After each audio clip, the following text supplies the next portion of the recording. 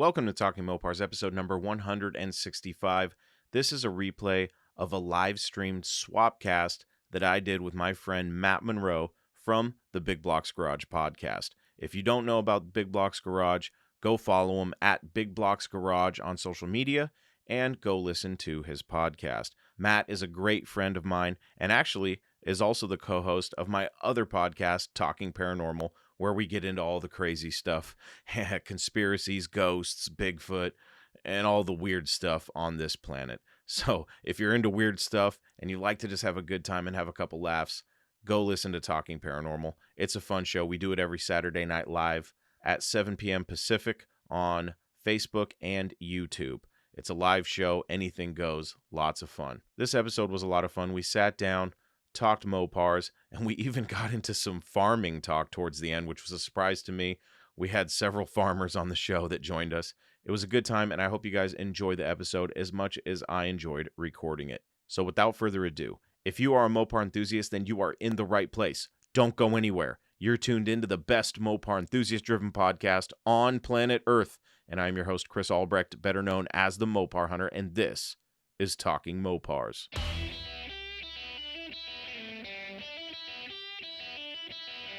You're listening to Talking Mopars with the Mopar Hunter, your direct connection to all things Mopar.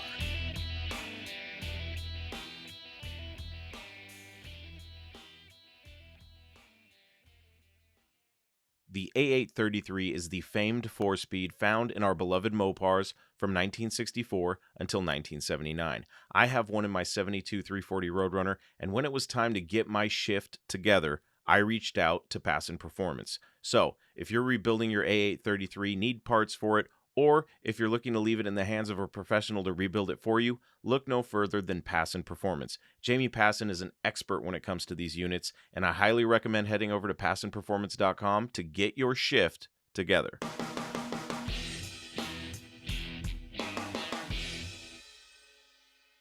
We are live.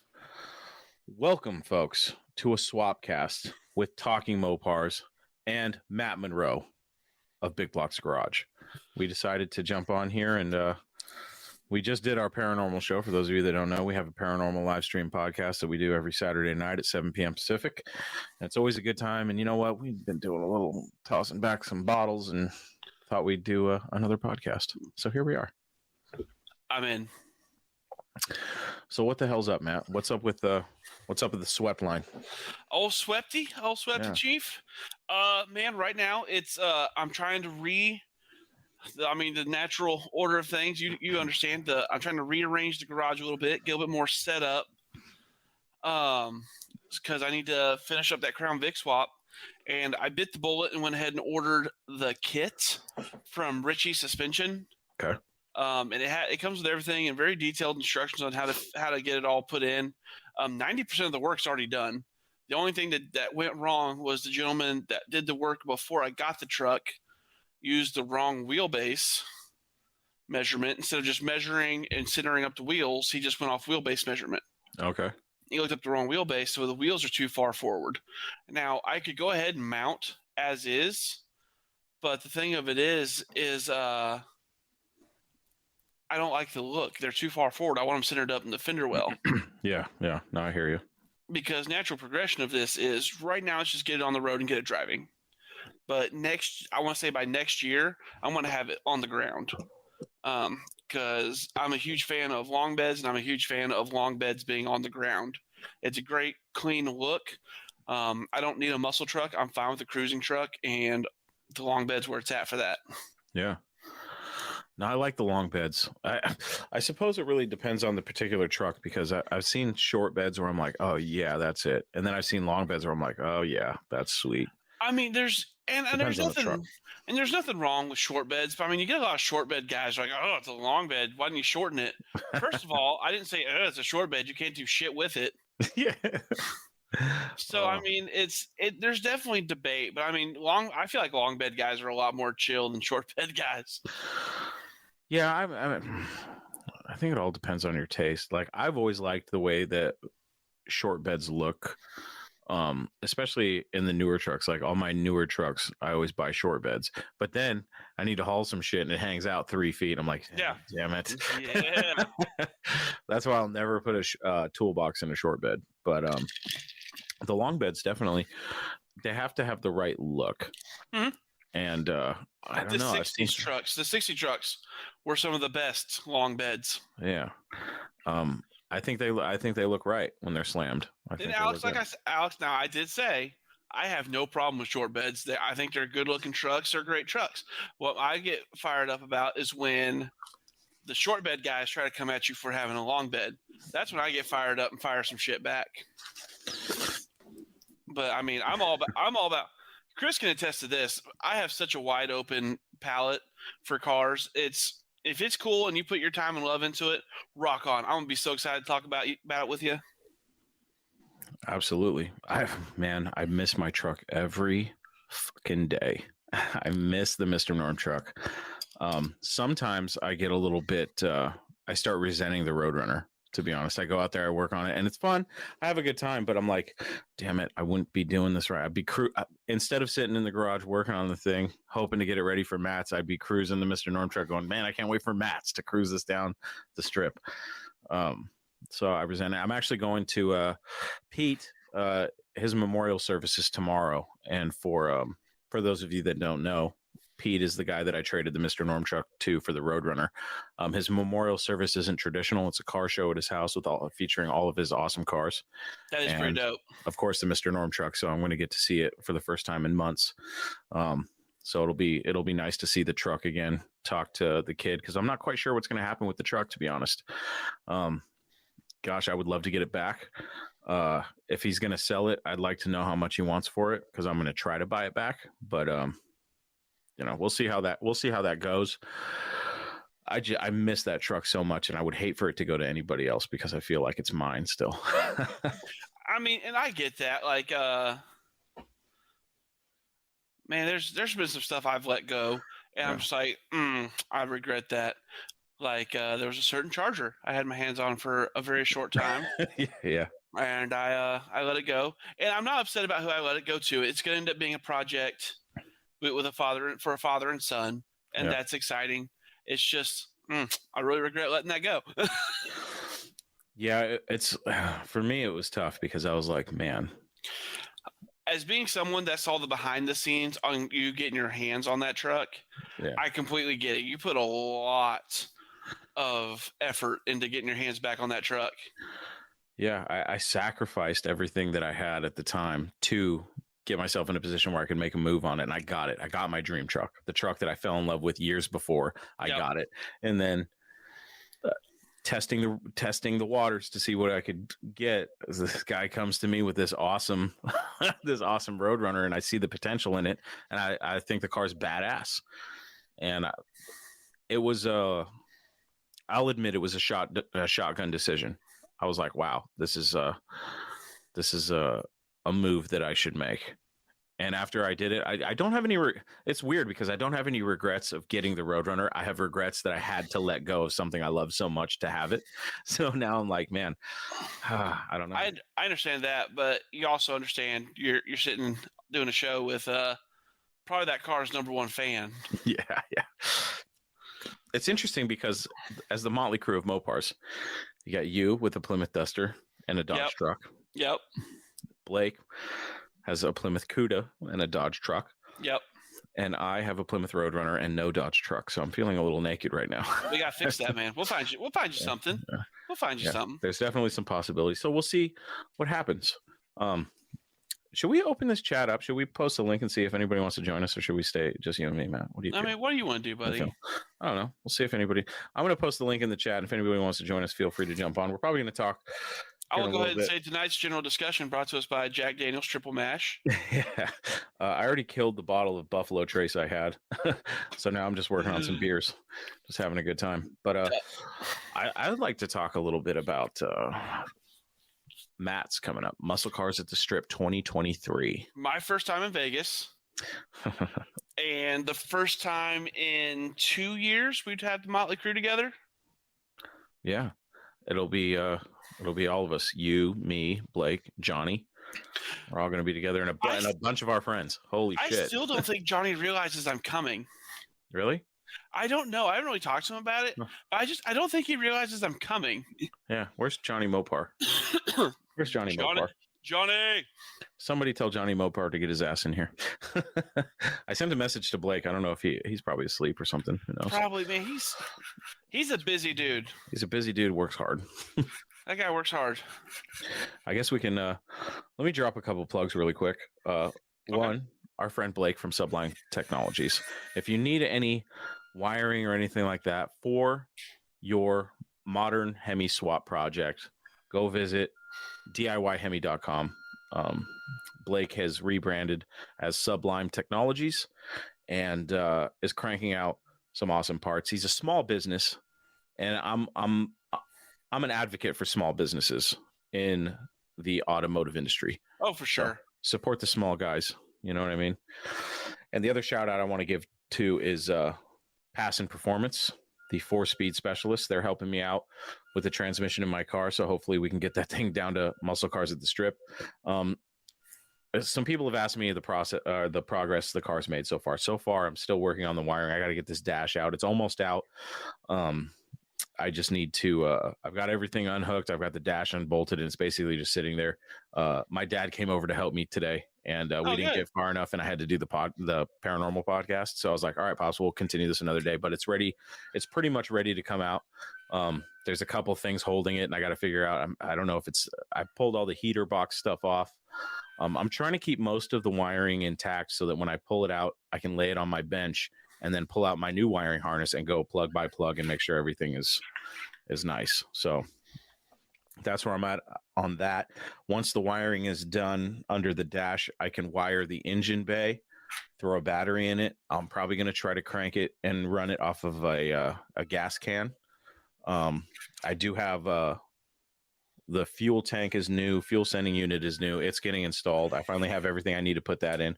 So once that's done, then I need to order. I actually should order that shit tonight. I need to order fuel lines, brake lines. I need to order a master cylinder, a booster, and I need to figure out what I'm going to do with these brakes. These brakes look trashed, so I'm going to have to get a new brake kit for it. Yeah. So that's where I'm at on it. It's not a bad place to be. It's a comfortable position, you know. I'll feel good if I can start it. Once it runs, and I know it runs, and I'm pretty confident it will run, then it's all on. Hopefully, Jamie Passon can get my transmission done and back to me with enough time to test the car on the street, because I need to drive it to, or at least pull it out of the garage, drive it onto the trailer, and take it to the interior guy who's going to do the headliner, and then the glass guy next door who's going to do the front and rear glass. So once that's done, then the car is pretty much, I'm taking it to Vegas. I do have a box full of the window regulator stuff, and I was looking at it and I was like, why couldn't it be all together? Now I got to go through and figure out. It's a puzzle piece, and I've never put one of these cars together like this, so it's all new to me. Man, I'm proud of you. It's a big, daunting task. Like, it's easy to take these things apart, but when you start putting stuff back together, that's the daunting part. Especially when you didn't take it apart in the first place. Exactly. Like, shit. I'm a really strategic, methodical person when it comes to taking shit apart. Ziploc bags, all marked. I know where every bolt goes. I know where every nut goes. I keep perfect catalog for everything. Yeah. So far, so good. I've run into a couple hiccups. It's just one of those things, man. It's like, fuck, why can't anything ever just be simple? You know what I mean? There's always one thing that's just being a pain in the ass. But man, if it's easy, everybody would do it. But I mean, I know 100%. A lot of folks do the car hobby and car culture. But I mean, if it was easy, everybody would do it, and it would just be real boring because it'd be a lot of C10s and Chevy stuff. Yeah. I can't say too much against those folks, considering I have a 63 sitting in the driveway as well. No, it's going to be cool. Regardless of what happens, I'm going to throw it on the trailer and take it down to muscle cars at the strip. Whether I succeed in the challenge, which is having a running and driving project car or not, it remains to be seen. But I feel like people want to see the car, so I'll bring it down there. And I am so pissed that there is a back order on interior. upholstery is on back order from Legendary. Last time I called was 33 weeks out. Oh my And God. that was not enough time. So I did what a lot of people told me not to, and I went with PUI. And I got the front covers. They didn't send me the listing wire, so I've been back and forth with the distributor I bought the shit from, and for some reason they can't get me listing wire. So I just went to Home Depot and I bought some nice wire that I think will work. I'll just snip it to the length I need so that I can use the hog rings to hog ring it to the seat frame. Yeah. But that's just the front seats because I still haven't received my rear seat cover. And when I asked them about it, they're like, well, it's not in production yet. And I was like, get that shit in production. What the fuck? So I'm trying not to be a dick about it. But at the same time, I'm like, your website indicated that it was in stock. And now I find out that you guys make it to order. So I'm like, how far out are we? And they can't answer me. So I'm like, thankfully the back seats are covered with the original material. Yeah. They're just dirty, so I can clean them up. There's a couple rips and tears, but I think I can patch it up to make it at least look presentable. But once the dash is out of the car, there's a couple spots on the floor I'd like to touch up, but it's all getting covered with sound deadening material from Killmat.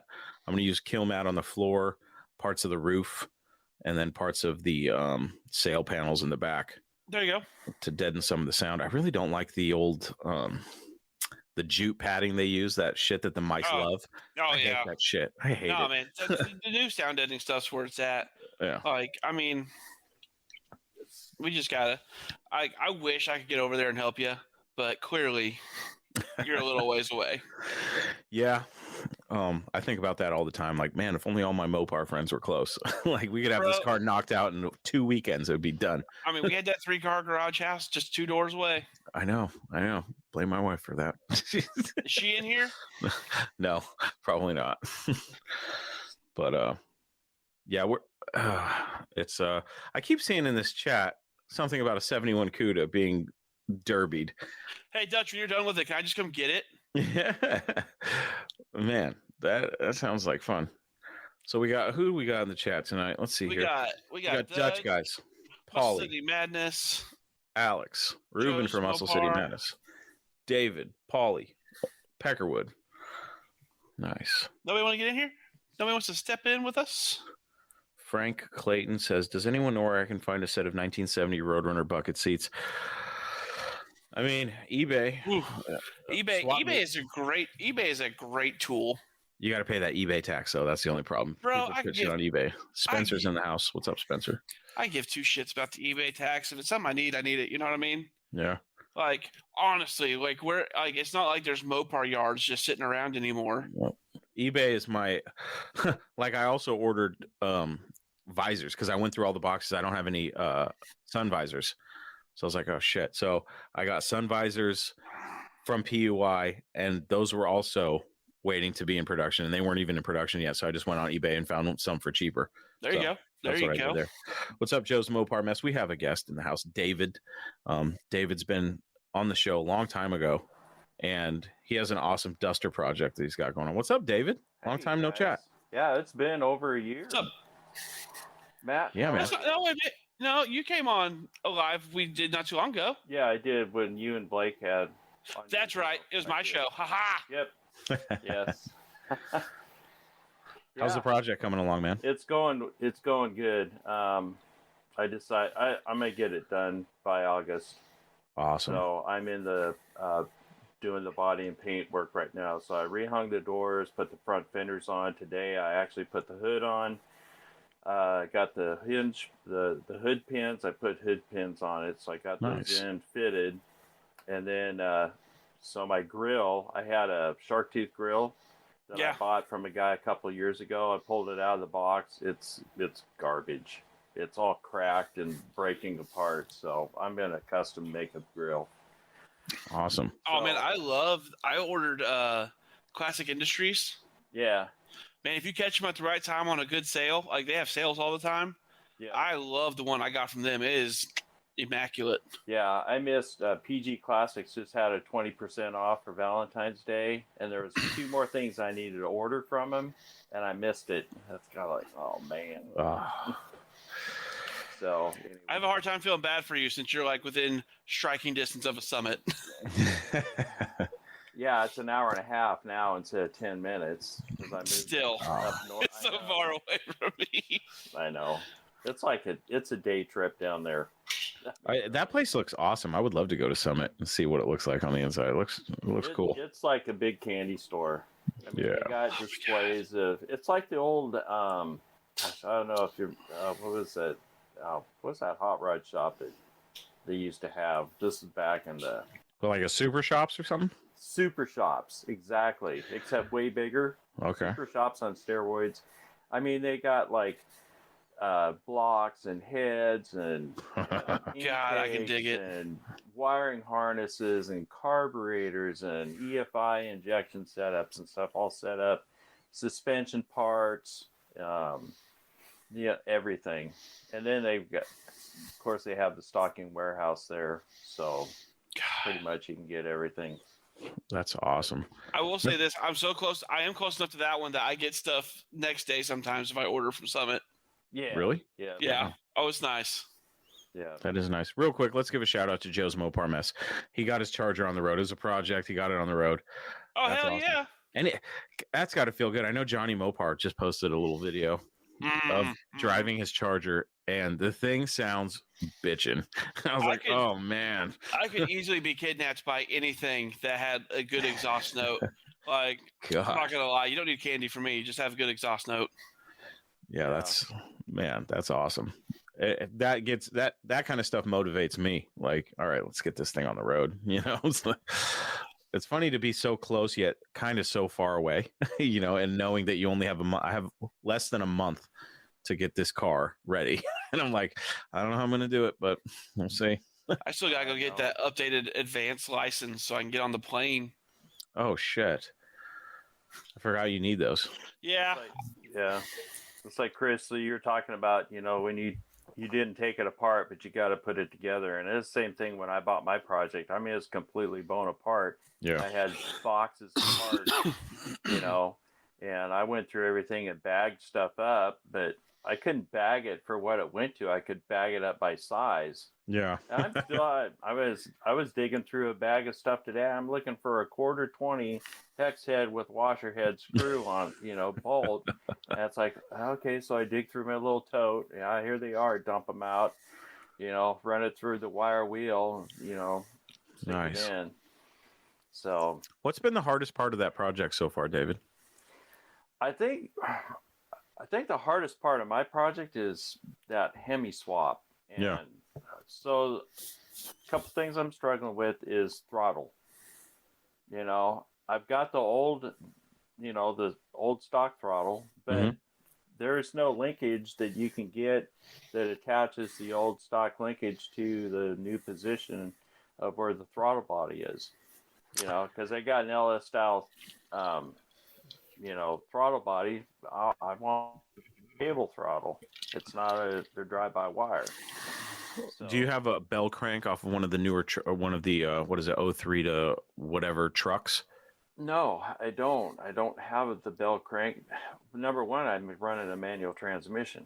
Okay. So I don't have that kick down I don't need that kick down or anything. Okay. So, have you talked to Blake? He might be able to help you out. I was thinking about, I need to reach out to Blake and see what he suggests. Yeah, because his CUDA is a 4-speed too. I guarantee you he'd be rattling off something right now. Yeah, I know. Already. Uh-oh. I disappeared. There I am. I know that Blake. Oh, yeah, dude. No. So, I've got that, and I still got to do my clutch linkage. So I think I probably bought the wrong fork for it, and so it doesn't seem to fit real well onto but other than that, it's just buy parts, buy interior. You know, it didn't have an interior in it.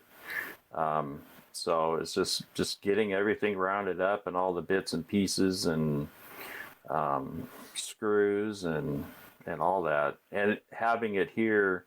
I'm not ready to put it in. I'm probably months away from putting it in, but I want to have it on hand because, you know, some of this stuff, I just now got my rear tray package that I ordered in December. Oh, wow. So, Man.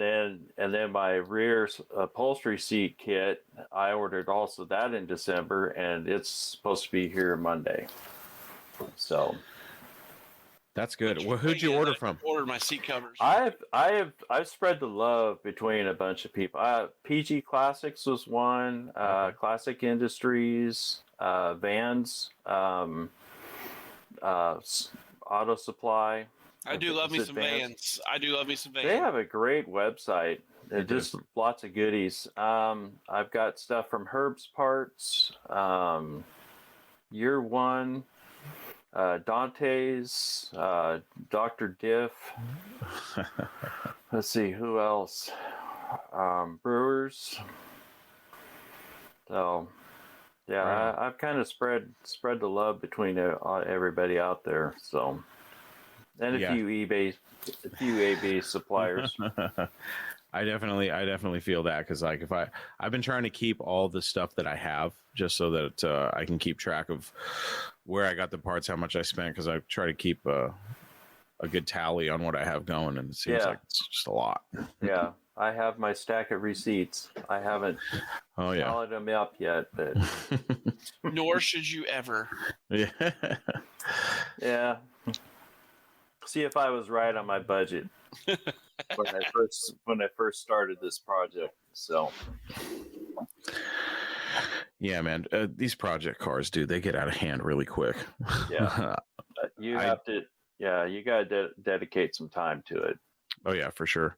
I just went through, I think I said it on one of the podcasts recently. I just went through all the boxes and I found out, okay, so I'm missing a bunch of stuff. So like the boxes that were included with the car when Pete got it, Mm-hmm. a lot of the parts didn't even go to the car. Some spare parts that were kind of confusing to me at first, because I was assuming that everything was just off of the car. Yeah. So I'm going through and I'm like, I already have this shit. So I'm like, oh no. So it got to the point where I was like, all right, I had to write down everything I needed for the car still. Yeah. And I was like, all right, this is a pretty big list. And I started adding it up. I think my first list of stuff was about $6,000 worth of stuff, and it wasn't everything that I absolutely needed. So I was like, how do I have a car that's almost put together? I still need $6,000 versus little stuff. The little stuff adds up so quick. It does. Oh, You know? yeah. $100 here, $90 here, $200 here. It's like, Jesus. Well, it's crazy. yeah, even the 25, the under $100 stuff that you need, all the little, like you said, the little stuff. I mean, it's just like you tally it up and go like, holy crap. Yeah. The last batch I bought was $1,500. Gosh. And it was just knobs. I decided that that I was, instead of trying to have stuff re-chromed, chroming is super expensive. Yeah. I was going to have the bumpers re-chromed. They're straight. I mean, they're straight, but I can go buy 2 new bumpers, repops, for the price of getting 1 bumper chromed. Isn't that crazy? Yeah. So wild. Yeah. Then I was thinking about, well, what about, you probably got a chrome wrap. Maybe I'll take it in and have someone do a chrome wrap on or something. I don't know. Yeah. I don't know about the chrome wrap. I think they have something like that. I'm pretty sure they do have a chrome wrap, actually. Yeah. Cowboy Guitar Guy, 3 Swepties. I like where your head's at. I will say this. I have to brag. I came up, thanks to our good friend Bud Mack, I came up with local Swepty tailgates for my 69, and they're not horrible. I mean, they fit the truck. One was blue, one was orange. I went with put the blue one on. For everybody that doesn't know, I have a red and white truck, but it's patinaed like crazy, and the blue tailgate just adds to the fun there. But I scored them both. For $150. Nice. Bud hooked you up with that. Bud, he caught the comment. He caught the posting of one for sale, and he tagged me in it. Nice. Good job, Bud. Because I know. I mean, he was like, I sent him a big shout out in his DM. So I was like, thank you. I miss that guy. He hasn't been on the podcast in a minute. I need to find out what he's doing. Good. He's a good dude, man. He is, and he knows he knows his stuff. He's been busy on Instagram. Yeah. Yeah, so he sure has. He's been posting a lot of it on there. So I'm hoping to finally meet him in person when I go to Muscle Cars or the Muscle Car and Corvette Nationals in November. That'll be a good show. Show of hands, since we're talking about Matt so much, show of hands, who's planning on going to Mo Party and hanging out with us? Oh, I am. There we Are go. you going? I'm planning on driving the car. Bro. Oh, awesome. You got to take me for a ride. So, yeah, that's what I plan on having that done by end of August. And that gives me end of September, because that's when that is. Shoot, So, yeah. If Chris, I can get the body and paint done by the end of May, that gives me 3 months to put that car together. And I don't think it would take 3 months to put interior in and windows and trim and everything. So we make ourselves super easy to find when we're there. Yeah. Yeah. Chris, if everything goes right, since I went ahead and ordered that kit, we might be road tripping over in Chief. That'd be awesome, dude. I'd love that. Instead of going down and stealing low buck from Blake for the weekend. Yeah, we were talking about going down to Louisiana and stealing the low buck Hemi truck from Blake from Sublime Technologies and driving that up, and while he takes his CUDA. But we'll see what happens. Dutch guys is going to be there. Cool. Oh shoot, yeah.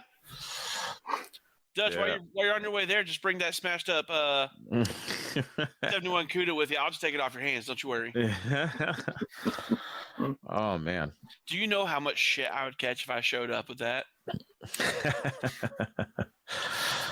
Oh yeah, it's this year's going to be good for events. I feel like COVID is pretty behind us, so I think the events are just going to have more attendance. Well, I mean, I'm finally branching out a little bit. I was only hitting Mo Party. Yeah. I'm branching out, hitting Vegas with us. I'm so glad you're going, dude. There's gonna be so many people. I was thinking about it the other day. I was like, even if nobody but our friends show up, dude, obviously I don't want that, but yeah. My wife was like, "Why are your work trips so much more fun than mine?" I was like, "Because I have a real fun side job." No, it's a blast. It's gonna be crazy. When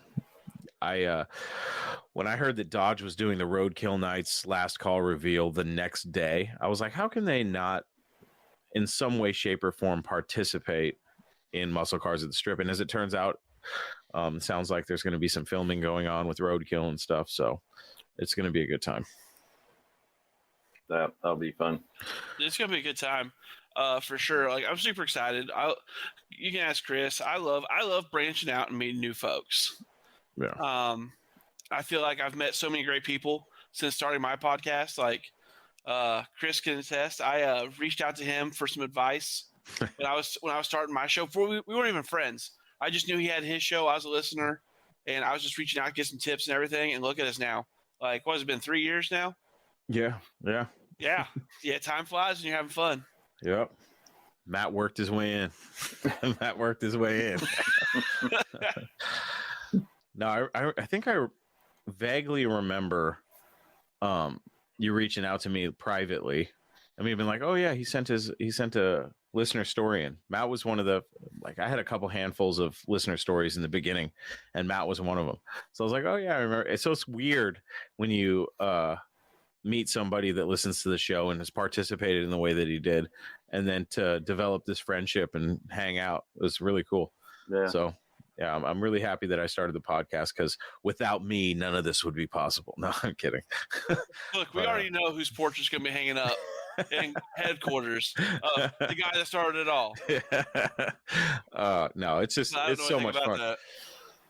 Awesome people in this community. I love it.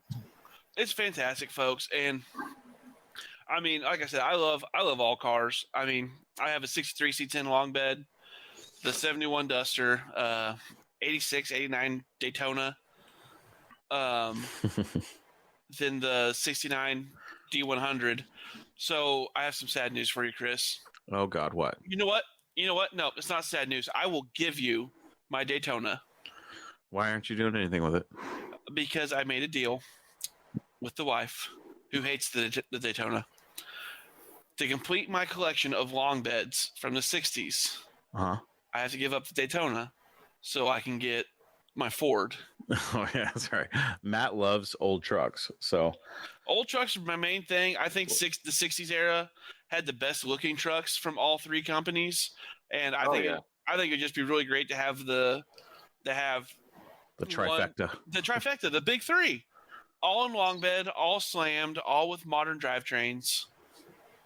So, what year Ford? Just anyone from the Anyone from the 60s? As long as it's from the 60s. Yeah. I had my uncle had a 65 Ford pickup. There you go. And then it was turned in. It was our shop truck, so it was called Big Red. God, I love it. 4-speed manual transmission on it. So Yeah. that was a fun truck to drive. We'll see. Like my C10 is it's actually where the Big Block name came from. Somebody made a fat joke about me. Because somebody goes, Big Block swapped it right off the bat, and someone goes, "Well, you had the Big Block in yet?" And some dude goes, "Yeah, when he sits in it." And so I ran with it. And was amazed that nobody had ever taken Big Block's garage. Yeah. You know what I mean? Like nowhere on social media or anything. So I took it. And it's now I have it. Locked down. You are Big Block. I am Big Block. But Big Block. But for fuel mileage, it's my wife's truck. For fuel mileage and everything, and just reliability, because Big Block parts aren't cheap anymore. If they ever were. It's going to get an LS. I hate to say it, but it's going to get an LS. And then the Chief's getting a Hemi. My D100, I call him Chief. He's getting a Hemi. And then Chris, when you get the Ford, are you going to put a Coyote in it or what? That's what I was thinking. Coyote. Fuck, man. I'm going to try to, but they're expensive. But I mean, but you know what they got that could help me get my Big Block name kept? They got that 7.3 gas motor that's supposed to fit in everything. With the Godzilla? Is that what that? Yeah. Yeah. I mean, I might spend the money and go push rod instead of like 12,000 cams. Yeah, cams and timing chains. And cam phasers that you better hope to God you don't get out of whack when you're doing something. Yeah. I'm just such a Mopar guy that I could buy another car from another manufacturer, but the first thing that is going to go through my head is, all right, what's it take to get a Hemi in this thing? And it's not a bad way to be. Like, I mean, in all honesty, I might even Hemi swap the Ford just for kicks and giggles. But I mean, it wouldn't fit what I'd have going, you know? There's one car that people notoriously hate me for wanting, and it's only because it was ingrained in my head at a young age.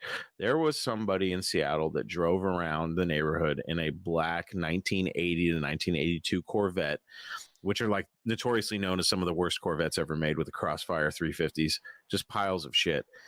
But to me as a kid, it was black and it looked just like the Batmobile, and I've wanted one ever since. And now, knowing that they're piles of crap, I would just want one just so I could Hemi swap it. I mean, and there's nothing wrong with that. Like I said, it's just Chief will probably always be my daily for a long time, unless I buy another modern Mopar or something. But I mean, I want to have, whatever. Didn't hear nobody complaining when they were building the bombers for World War II, but I don't know nothing about that. But I mean, it's always been something in the back of my mind from when my father-in-law gave us the C10 for our wedding gift is I want a truck from each of the big three. I really never thought I'd come up with a Dodge I really liked, truck wise. Cause I mean, you saw around here, you see the Gen 1s and Gen 2s all over the place. And, then I stumbled across Chief, and because I mean, you didn't see swept lines around here. You don't see swept lines hardly come up for sale hardly. That's so crazy. I stumbled across it, and it was actually a buddy of mine that had it. Wow. And I was like, man, what do you want for it? And he goes, I'll take my bottom dollar for you. He goes, I know you do something cool. That's so cool. Why? Have you talked to Blake about just giving him the Daytona? I don't know how I'm going to get it home. Might be easier to get that thing to Blake. We talked about it. I mean, I might just give it to Blake because that's why I bought the car, was to go send it to Blake. And then he said he wouldn't have time to do something with it, so I kept it. Bullshit. He's got time. Yeah, he just didn't want it either. Yeah. No, that Daytona, it's got the great thing about them is that they're essentially throwaway cars to most people, so they're perfect for if you want to butcher it with a new Hemi. Try finding an engine for one. It's definitely tough. The way I do it is The last one that I found, and it was actually not even me, it was my dad. He found some website that does a search of all wrecking yards where they have their inventories listed. Yeah. And he found this 2.2 Chrysler turbo engine on the other side of the state. So we went and picked it up. And it looks pretty damn good. The guy was laughing. He's like, I never thought anybody would buy this, because you go to his wrecking yard and he's got one of those like outdoor like metal like buildings. Yeah. No, and it's just stock. Yeah, pole barn. And it's just stocked with engines. And he pulls this thing down. He's like, I think I've had this thing since like 1989, and nobody bought it, and it looked clean. And he's like, I never thought I'd sell this. Nobody ever comes looking for this kind of stuff. And I mean, the problem with my Daytona was it was a complete car, and it was one of the Turbo Z's. So, but I mean, it had. Look, man, Joe, you're about to hurt my feelings, Joe. But I mean, it was a clean car, and it had power seats, power windows, everything was there. Had the intercooler, the turbo, everything, transmission, everything. No engine. Wow. Well, there you go. Hey, Dutch guy's has two. $250 up each. $250, dude. Hey, wow. Dutch, bring them to Mo Party, and we can load them in the back of Chief. Ooh, okay. You know what? Yep, I'll save up. I'll bring $250. I'm gonna piss my wife off because I'm gonna little Daytona on the road. Dude, that would be a great little daily, dude. Front wheel drive, little great turbo. On fuel. Yeah, it's a 5-speed even. Yeah, hell yeah. Hammer it around in the snow that you guys get. Bro, don't tempt me. Don't. Like I will play Tokyo Drift theme song everywhere I go. There is something to be said about those swept lines. They're oh god, they're beautiful trucks. Has anybody? I don't know if anybody's really seen my Swepty. Let me see if I got it. Everybody needs to see Chief. It does have. I have seen Chief in person, and it's got amazing patina. I was like, ooh, I love the patina on that thing. It's just a right amount of amazing, in my opinion. Let me see here. Just gotta dig through my wee little photos here. But yeah, muscle cars at the Strip, it should be even crazier now that Roadkill Nights is going to be the next night. So I imagine a lot of people are just going to travel out to Vegas, have a nice weekend of cars, and then leave probably Tuesday. So it's going to be a lot of fun, man. I got the RV rented. We got a nice big luxury RV. So that'll be fun. So we're going to stay on the Strip. Which is kind of, it's funny because when you go to Vegas, you want to stay on the Strip, like in one of the hotels on the Strip, but we're staying at the track. So at Las Vegas Motor Speedway. So it'll be fun. 'Tis the Chief. There it is. Look at that thing. There it is. I do have the front bumper. It's just off because the whole front end still got to come off to finish up the new rack and pinion install. But yeah, you need to put door logos on it. Big Block's Garage, I know. Yeah, that would be cool. Bud Mack can hook you up. He's quite the artist. How far? He is. How far away is Bud from me? He is in. I think he lives in Missouri. I thought it was Minnesota. I could be wrong. It's either a Minnesota or is it Iowa? Fuck, I forget. Or maybe it is Iowa. I think he is Iowa because he said he always tells me he ventures down into Missouri to get parts. Yeah, it's Iowa. So I mean, again, not a horrible drive for me, but not great either. It's like, well, what you really need for those of us that can't paint good, you just get your logo and you have the negative printed out as far as like a vinyl decal. Yeah. And you put your negative on the door, and then you just get one shot, which is what pinstripers use for paint. And then you just slather it on, and then before it's dry, you peel off the negative of the logo, and then you have a door logo that looks like it was hand painted. And then you just patina it from there. Yep, little Scotch-Brite. Yeah, that's how the Mr. Norm truck was done, basically. Well, I mean, this guy right here, Chris, who's that company you were talking about? Was it Sweet Patina? There's Sweet Patina, yeah. Yeah, it's thank you guys. I have Poppy's patina stuff for. I was gonna send it to you. Yeah. I couldn't remember what company. It has a 360 in it. Somebody swapped in a 360. It's actually getting. Let me see if my camera. I don't think my camera will reach. I switched to a smaller cord. It's gonna get. Yeah, you can't see it because it's dark in here. It's gonna get that 5.7 in it. HRT stage 2 cam, CNC ported intake. It was going in my Duster, but Blake talked me into using it in Chief. I love that it's painted blue too. That's gonna look awesome. And the red, white, and blue, dude, in Chief. And it's got a blue tailgate now. Dude, I like it.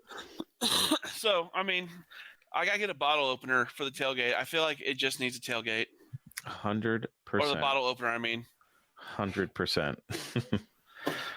But I mean, that's my pride and joy right now. My Duster was my dream car as a kid. Like, my dad bought it for my stepbrother when I was 16, and it's just a project of love, and it's getting a lot of work. It's a Wait, you have a brother?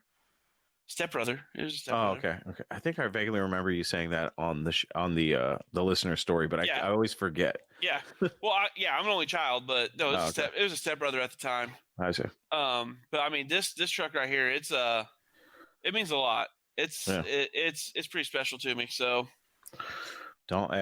take my advice. Don't get rid of it. my child, as a 3-year-old, has already said it's his truck because it's old. You know what, my daughter? This was hilarious. My daughter and I were in the garage the other day, and I said, "Do you know whose Roadrunner this is?" And she kind of gave me a look like, "I don't know what you want from me, Dad. What do you?" And I said, "This is our Roadrunner." And she, without missing a beat, she goes, "When are we going to drive it?" And I was like, "Well, now you're taking shots, and I don't appreciate it." It has it's a 3 on the tree. It's a 3 on the tree. So, like I said, it's just cruising. I know I'm putting a lot of motor for just a cruising truck, but I will probably eventually swap it out for a 4-speed on the floor. Dude, could you imagine one of those tall B-body pistol grips in that thing, like all patinaed out? Dude. I want one really bad, and don't keep putting that in my head because it hurts my feelings. I can't figure it out. What do you mean you can't figure it out? I don't know where I'm going to track down one of those transmissions affordably. I tell you right now, listen to me. You can get a fully rebuilt 833 for a reasonable price. Let's talk in a little bit. Yeah. Because I'm with you on the patinaed out 4-shift. Yeah. Can you imagine a pistol grip belongs in a truck like Chief? You know what I mean? I'm so glad you got to come to my house and see all my shit in person. Yeah. Like in that photo, you can see the C10 off to the side of the house looking all sad. So I booted its ass right out of the garage and I brought Chief. I was actually really impressed with how solid the Duster is. I was like, oh man, you don't see them this solid too often. I know I Swiss cheese that pretty good, but I mean the rear quarters were ate up worse than I originally thought.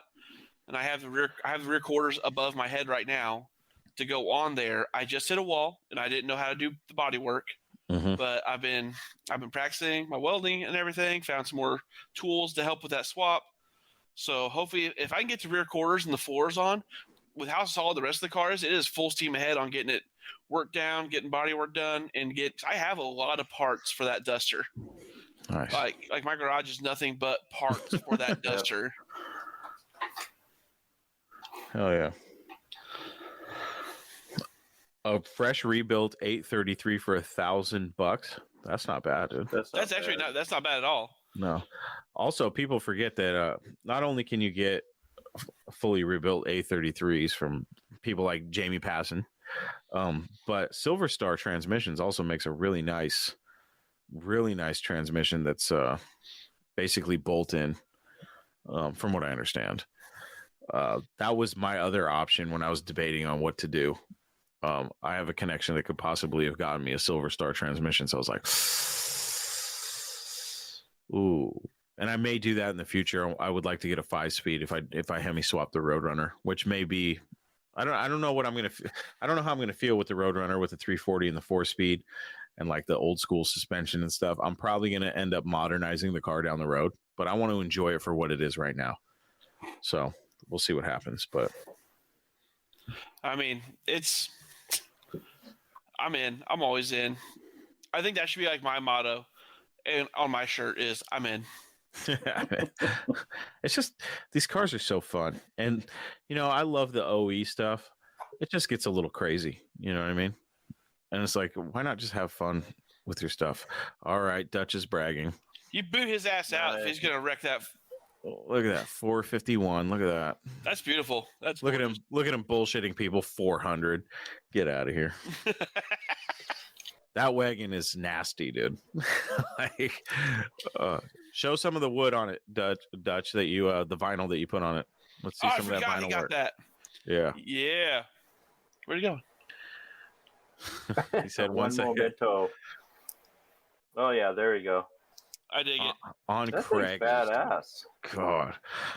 400 big block, 451 stroker. There's something wagon. about wood paneling and Kragers. Yeah. That interior is awesome too. Okay, the house is getting bigger. Did Joe come in to say something mean to me about my dreams? That was awesome, man. Crack into this thing and just hear him talking that nasty little F word he's got going on there. Now Dutch is just bragging now. This guy. What is this, Blair Witch? What are you doing, Dutch? He's gonna be crying in the corner later, like the Fords are coming. Oh yeah, there you go. There you go. Oh yeah.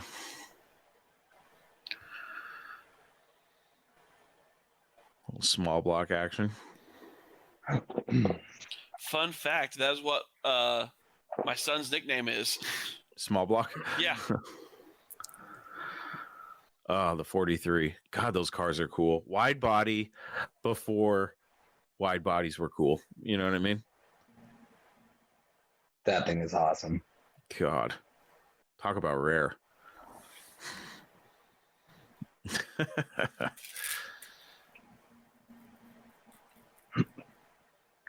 The Super Coupe. Oh, that thing's badass. On the 17s.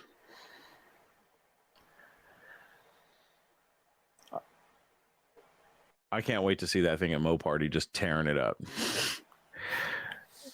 Dude, it's gonna be a good time. There's always something cool running around the track at Moparty. Yeah. Like what was it that what's the Jeep that's always there with the turboed 6.1 and the Wu-Tang Clan? Oh, the logo? Wagoneer? Yeah. That thing is nasty too. That is by far one of the nastiest things I see running around out there. Ransom Racing. Look at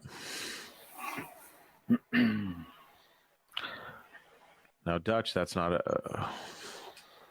Was that a Holly? It's not one of it. He loves Edelbrocks. I'm surprised to see. What's going on, Dutch? Have you gone to the other side or what? Just quietly covers it back up.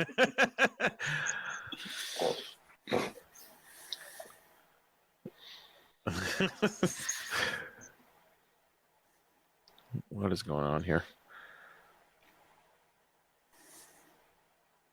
Dutch, did you actually tell Ruben has a history of blowing trannies at events? It's going down. What are you doing, Dutch? Oh man, Dutch is on one. Johnny Mopar. get in the here. house. Get in the chat, Johnny. What are you doing? Let's get a full house in here. The best live chat currently going on Facebook and YouTube right now as we speak. In the world. So, Chris, what's going on with that car, man? You left us kind of hanging. Is this thing going to make it, or are you going to be...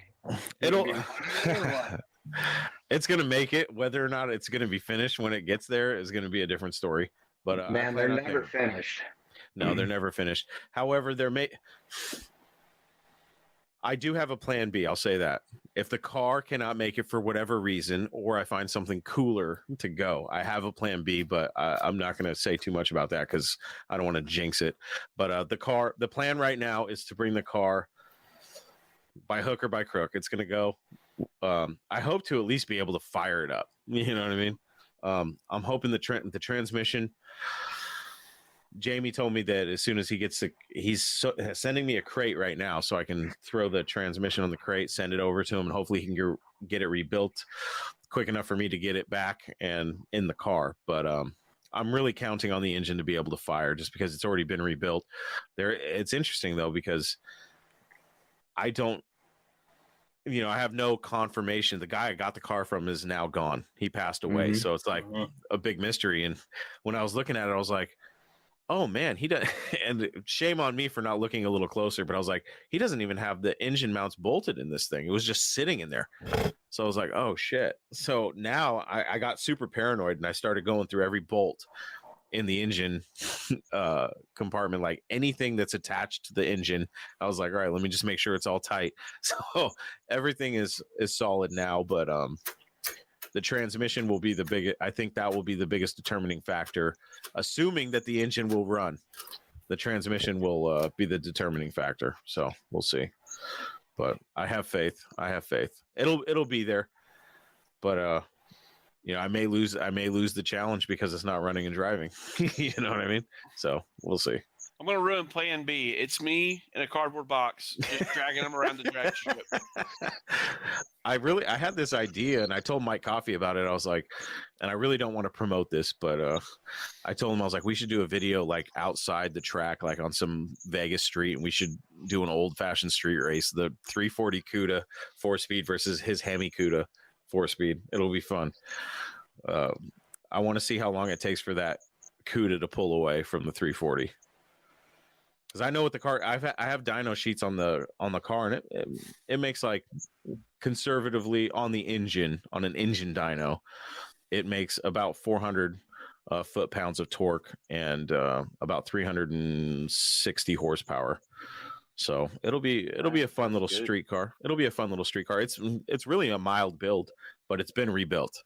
I should probably take the valve covers off just to make sure the valve train's what it said it is. But I have no reason to believe that Pete lied to me. Pete was a good guy.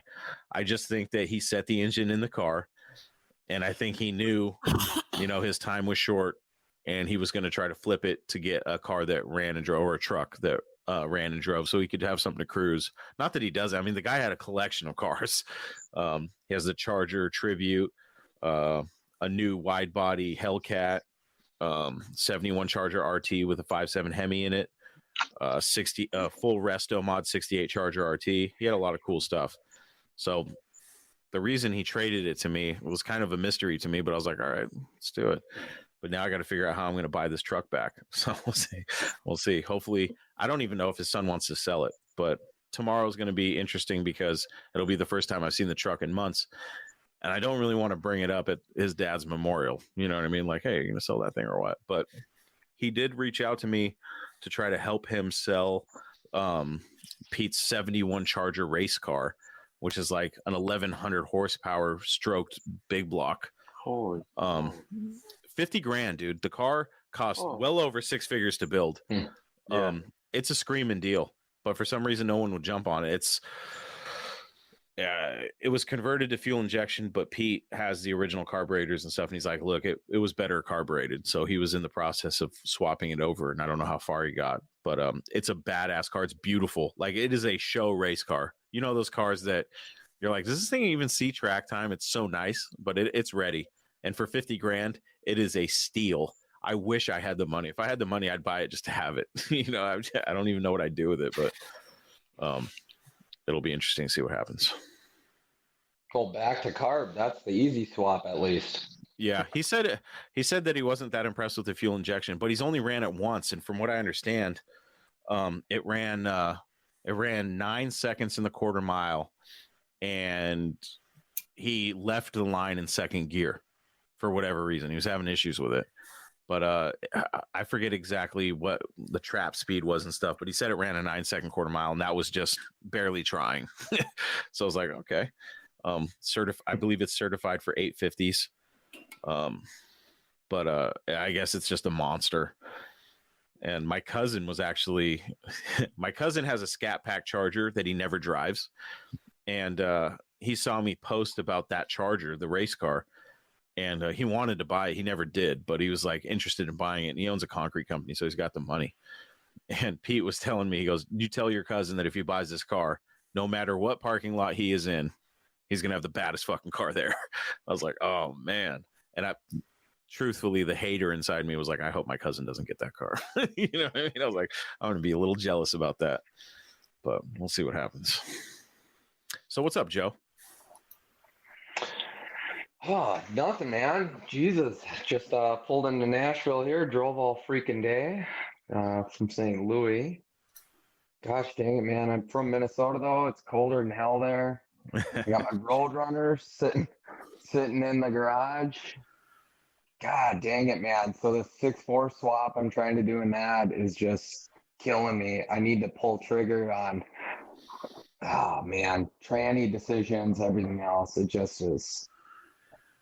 It's ridiculous. I almost wish a guy would have just stuck with the 383, stuck with the 727. My God, man. So what's the story on the car? So my dad had a 69 Roadrunner back in the day. And so obviously just kind of, when he got rid of that, I was pretty young. And it, man, it was a dream car of mine. So then I found this 68. And I scooped it up. I stole that thing. And, man, knowing what I know now, I would just leave it ratty. But I ended up getting the quarters on there, trunk floor, all that in. I'm half done with the metal work and everything. And then I decide, oh, God, I got to rest mod this thing, you know? So I go out last summer and I buy a 6.4, and it's out of a 14 Charger. So it's not an 8-speed, you know? It's the 5-speed. Okay. And, God dang it. But now I'm looking at that, and I'm dealing with sound German engineering and all that, you know, trying to decide, do I want the 5-speed? I definitely don't want the 727. God, I should really get a Tremec, you know, is what I should do. Yeah. Oh yeah. Just ridiculous, man. These games. But if a guy would have just thrown the 383 and the 727 in there, I'd be beating the holy hell out of it and just having a heyday, you know? Hell yeah. There's quite a few transmission choices these days with these modern Hemi swaps, so you got some options. Yeah, absolutely. Which is always good. Thank God they were smart enough to keep the bell housing similar enough where you can, you know, you have those choices, you know, so that's always good. How long until that car's on the road? If I can pull the trigger on anything, I'm hoping by the end of the year. Okay. So Hell yeah. okay, I ain't gonna lie. I ain't gonna lie. I actually have a race set up with my brother-in-law. His car, thank God, isn't done either. But so he has his old man's, and I know we're gonna talk those nasty words again, but he's got his old man's 70 Mercury Cyclone spoiler edition that he's trying to get together. But he's leaving his ratty. I'm not leaving mine ratty. Okay. So yeah. So we got a drag race in September. We're supposed to be hitting. I think it's just going to be engine and brakes here. So, damn. So what takes you down to the south if you're from Minnesota? I work out of town. I fix stone cutting equipment, own my own business. So I'm just traveling around with my boy fixing stuff every week. So you're in Minnesota. They got Mopars in the park up there, huh? They do. It's pretty badass. You go to that? I do. Yeah. I hear how awesome that show is too. It is pretty good. Yeah. Mm-hmm. I'm gonna have to make it up to that one someday soon. There's so many. I always say this. There's so many events in the country. I wish I could make it to all of them. It's just I gotta find. I finally have a position at work where I have free reign on vacation. So as long as no other manager has the day off, I can pretty much take whatever days I want. So I got most of the stuff that I need this year. Carlisle's one I probably won't make it to, although I wanted to. But Mopars in the Park is another one that I'm like, I got to make it to that show someday. Mm-hmm. So we'll see what happens. Man, I'm upset. So one of my jobs I got coming up here. So me and the old lady, we're going on vacation in Vegas, like the beginning of March, right? Okay. And then I'm staying there for a job after that. My boy's coming in, and we got to go move this water jet and everything. And yeah, I literally leave right before muscle cars at the strip. Oh, shit. I know. I'm trying everything I can to try to rearrange everything to make it work, man. Oh, man. Oh, that's like a tease. It is. It's terrible. Oh, man. That's rough. Cowboy Guitar Guy's in the house. What's up, buddy? Hey, guys. Not much, man. Just hanging out, listening to y'all, and thought I'd join in. No, that's contribute awesome. what I can. I'm mostly a Sweatline guy, but I'm a Mopar fan all around. So, yeah, it looks like you got a little collection. Tell us about your collection. Right. So, I don't remember the context, but I saw a swept line the first time when I was just a teenager, and I saw just the, that body line, and I fell in love with it, man. And I got one when I was in high school finally, and I still have it now. So since then, I've collected 2 more. One is so I have a 68 that's got a 318 and a 727, just original condition. Okay. Probably, I don't know, 70-ish thousand miles. Oh, wow. Right. And then I got a 69 that has been redone pretty well, 383. And then just recently I found one that was setting up. It was a 383 with a it's a D200, and it's got a 4-speed transmission, but I think I'm just going to redo the whole thing, frame off, and put a 5.7 in it, and go resto mod and make a daily out of that. Nice. So that's my plan at the moment. So I have 3 sitting in my yard right now. So okay, how many run and drive that you can take out and cruise around? 2 of the 3. How often when you're out and about do people ask you if you're going to sell it, if you want to sell it? Do you get that a lot? Never. Really? Never. God, that's so surprising. When I had the Mr. Norm truck, everybody told me how cool it was, but no one ever asked me if I wanted to sell it. And I don't know if that was because they didn't want it or if they just knew that I wouldn't sell it. I don't know. Well, I would ask way more money than it was worth, and it would be one of those, if someone just decided they were going to write me a check for $30,000 that day, then sure. But man, I tell you, I've been surprised at some of the stuff that I put up. Like, yeah, I'd take 30 for it, and then I find out after I trade it, like, oh yeah, I would have given you $30,000 for that truck, and I'm like, where the hell were you? Right. Oh man, it's like my Duster. When I was still driving my Duster around, I was over at my father-in-law's house, and he's got the '63 Gold Impala, and we had both of them out parked next to each other, and some dude just came walking down his driveway. And my father-in-law got all puffed up and excited because I was going to talk to him about his Impala because it's way nicer than my Duster. And the guy goes, "Is that a Duster?" He's like, "You never see these anymore." I was like, "In your face." And I actually had a couple offers on the Duster. Really? Yeah, I mean, That's it was cool. ratty as shit with the little 904 and a slant 6, but it was a cool looking car. They're cool looking cars. Nice. I did. So my wife gets a lot of grocery orders that are delivered here, and I'll have the garage door open working on the Roadrunner or something.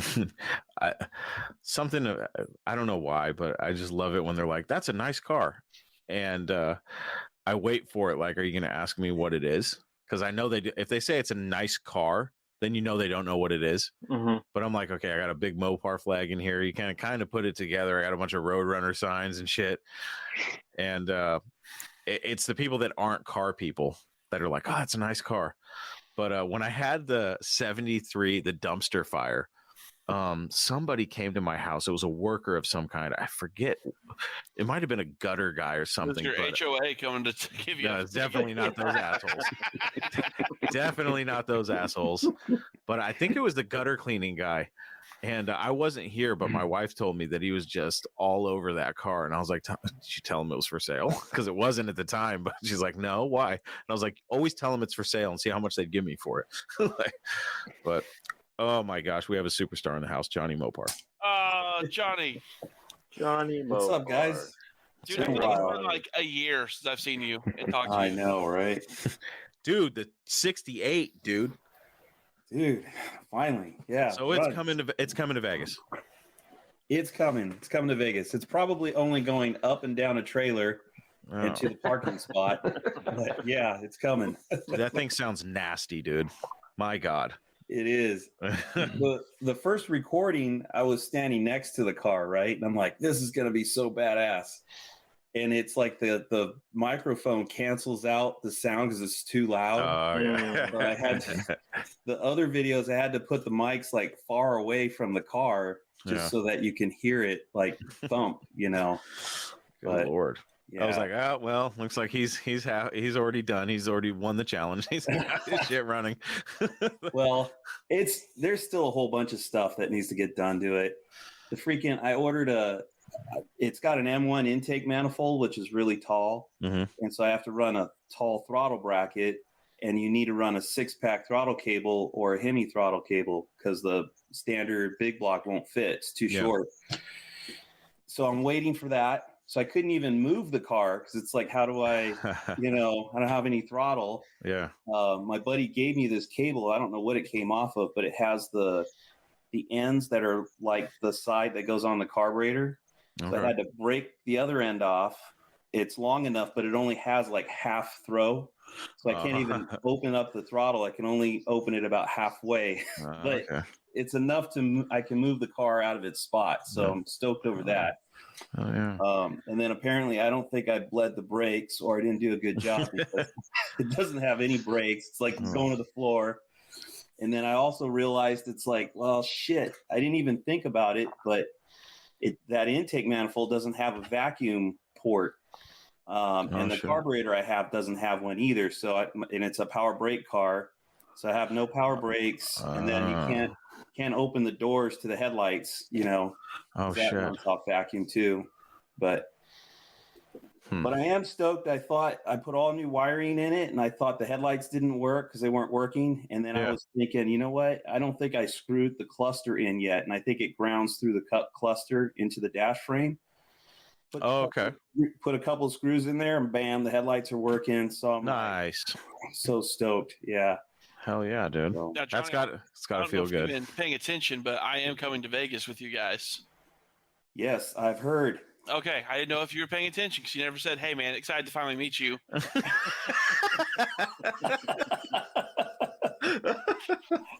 Sorry, Matt. Oh man, I'm so excited to meet you. Now it just feels forced. So, no, it's gonna be it's gonna be a wild party in Vegas, dude. Yeah, it should be fun, man. I plan on joining the sewer people below the streets. I will be their king. Right on. These events are the first times I've gone to Vegas where I haven't had a desire to go to the strip and party. It's like I just rather be at the track, and we're trying to get it. For those of you who are familiar with the duct tape drags, every night when the sun goes down, there's a nice bonfire, and everybody just goes and hangs around the bonfire and has drinks and stuff and just socializes. And that's what I would like to see at Muscle Cars at the Strip. Especially, it's Vegas. Why not have a nice little after party and just get everybody together hanging out? And that was, the cars and stuff are fun, but getting to meet the people and talk cars, that's a lot of fun too. So we'll see what happens. I hope this event is good. From what I understand, 15 people have signed up officially for Project Cars at the Strip. So that's 15 project cars or project vehicles that are signed up. So that's a pretty good chunk of cars. If you think about, the shows that I've gone to at Muscle Cars at the Strip, like 15 is a big chunk. So I'm like, wow, those are all going to be the shitbox Olympics, as Phil likes to call it. The shitbox Olympics is coming to Vegas. Hell yeah. So we'll see. We'll see what happens. But the Charger's going to go. The Roadrunner's going to go. My buddy Dennis with the 69 Pro Street Charger, he's going. Nice. I assume Coffee's going, right? Coffee's acting coy about it. He's like, Coffee, I'll try to make it. That mother, dude, I tell you, I told him, I was like, you got me sucked into this shit. If you don't show up, dude, I'm going to be pissed. Yeah, he made a comment somewhere about, like, if I go. And I'm like, what? I go, dude, you started this shit. You have to go. Yeah. God. Yeah, either he's being coy or he knows damn well that his coot is running and driving and he's going to get it there no problem. And he's just trying to keep us on the edge of our seat. I don't know. I don't know. Mike's kind of a procrastinator. So there's a good chance it's not running yet. Well, the guy's always buying shit and flipping. He's got other shit going on. I'm like, man. He's like, oh, I'm busy. I got to go to the river. Get in my big boat. Yeah, this guy. That guy. But we'll see. I'm hoping it's going to be a big turnout. If just 15, even if 15, like in my head, I was going, even if a handful of guys show up for Project Cars at the Strip, that's a win. And then when I heard it was 15, I was like, that's pretty good. That's pretty good. Yeah, I'm pretty impressed. But it's like, I helped Phil decide on the pricing for it, and I was like, "Look, these are project car guys. We got money to spend on other shit other than going to these shows. So we got to make it cheap, dude." Yeah. So it's it's $25 for all 3 days to enter your project car. I don't know. I mean, other than like a local show, I don't know, or a free show, I don't know how cheap you can make it. Because I didn't want to devalue it, but at the same time, it's like I wanted to help encourage people, like, get out to Vegas and have some fun. Your car, it's project cars at the Strip. It doesn't have to be nice. Just bring it. I kind of wonder too, once we do this for the first time and people are like, oh, wow, these really are some ratty cars in here. Maybe they'll be a little more encouraged. Maybe they're putting too high of a bar in their head, Maybe. I'm not quite sure. So Ruben hasn't registered yet. So 16. I'm not registered because I don't need to. But I think there's going to be 20 plus. That's my prediction, just in the project car stuff. And then you've got Chris Birdsong running the jalopies, the autocross. So that'll be fun. Yeah, and he's going to bring 3 Chargers. You should try to get him to park them in the project car section. We'll have 3 more cars. Little Birdie told me that, if Roadkill Nights is going to be there, I would be surprised if they didn't show up with cameras at Muscle Cars at the Strip with their friend Chris Birdsong on the autocross. Right. You know what I mean? Right. So for those fans of Roadkill, they're probably going to be there filming. I don't know I don't know what I'm allowed to say. So I'll say that. Freiberger just did a live yesterday. What did he say? Somebody asked if he was going to the Muscle Cars at the Strip, and he said that he's planning on going. He doesn't want to promise because there's always a chance that, may not be able to show up for some reason, but his intention is to go. That's the word that I got too. And that's why I can't say for sure he's going to be there. But all signs point to them being there. They're going to be there for Roadkill. So, or for the next day, or the 20th for Dodge. So I can't imagine, unless there's some sort of conspiracy where they don't want him to be at Muscle Cars at the Strip. I don't know, but we'll see. Show, Chris. It is the wrong show for the conspiracy talk, isn't it? But it's going to be fun no matter what. Like for me, I don't have any monetary stakes in the game. I'm just going to hang out with all my friends. You know what I mean? So for me, it's a win. I'm like, all my friends are going to be there. It's going to be great. So we'll see. We'll see what happens. I hope it's a success because I would love for there to be a Project Cars at the Strip too. But then again, I'm probably not going to enter Project Cars at the Strip too. So I just want to see it be, depending on what happens. But I don't know. It's coming quick. I'm getting anxious, and that's a problem because I have so much work left to do. So we'll see. But I was excited when I saw the Charger running and moving under its own power. I was like, oh, he did it. Yeah, that's pretty dope. Nice. Yeah, me too, man. That's gotta feel good, dude. It was fun to see. That was really fun to see, Johnny. Oh, thank you, man. Thank you, Cowboy. It's it's a good feeling. It's a good feeling. It's a big check mark. And I didn't really have any reason to doubt it because it came out of a running car. I bought it from my buddy out of his Duster. And I actually got to ride in that car, and it was stupid fast, Right. So it's like I didn't really have much worry there. The transmission came out of my Roadrunner. It was running fine in the Roadrunner. So, I was just nervous about the wiring because I ripped out everything, and then put all brand new stuff in there. And that's my least favorite thing to do is wiring. Even though it's pretty much plug and play, it's not like I'm wiring my own crap, but I'm good. I'm happy. Yeah, I'm not looking forward to thankfully I decided when I pull the dash in this Roadrunner, which I'm in the process of doing, I'm leaving as much hooked up as possible so that when I lay it on the bench, I can bring the new harness over and just my idiot, I can just go boop, boop, boop, boop, boop, boop, boop. That should be good. And then I just got to remember to hook up all the little BS stuff on the heater controls and stuff on the heater box, like that little stuff. I was pulling it out, like I got underneath there, yanking everything, and I'm like, hold on, we better stop here and just make sure we remember where this shit goes, because it's that little stuff that'll get you. Yeah. Well, you know what I suggest? I mean, the beauty of having a YouTube channel, and I haven't been posting a lot. I'm like way behind on videos on that car, but I have been recording everything. So it's like I'm recording it, and it comes in handy because when I ripped everything out, it was like within a day or two, I was putting all the new stuff back in. So it was pretty fresh in my memory, but there's still like, you still have questions, it's like, where the hell does this go?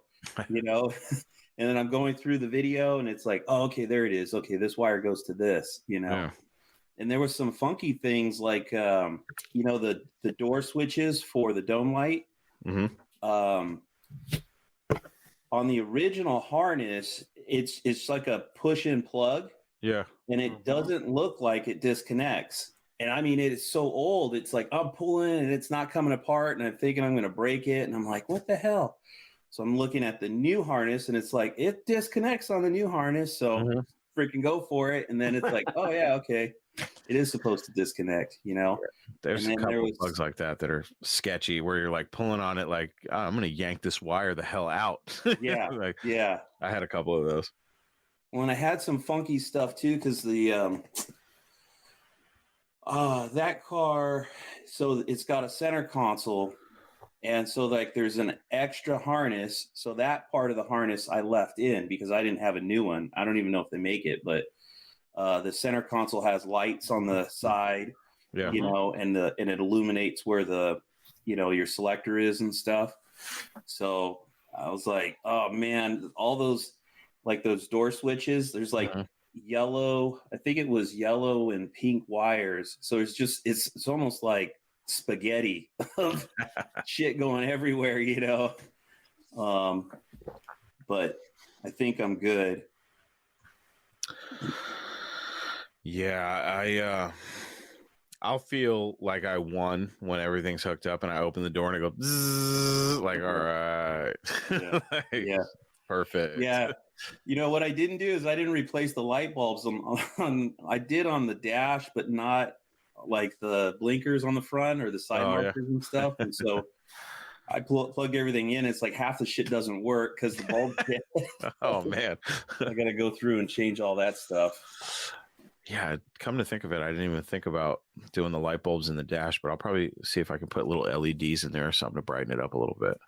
I still haven't, the cluster has dust on. I can't even see the gauges. I haven't wiped them down yet. Oh, wow. But it's a factory tack car. Okay. So I'm hoping when I wipe that shit down, because I got underneath it to look at the wiring a little closer, because I had mentioned the reason why I decided to do a whole new wiring harness was because on the bulkhead, there was a couple terminals where I was like, that looks a little burned up. I get underneath there. Of course, somebody at some point put a aftermarket stereo in it, but the factory radio is still in its original spot. The bezel is uncut. Somebody hodgepodged another radio somewhere in the car. I don't know where, but there's a little rat's nest of wiring underneath, and it looks like some stuff was burned up. So I'm like, all right, I feel good about just getting rid of that shit and just having factory wiring.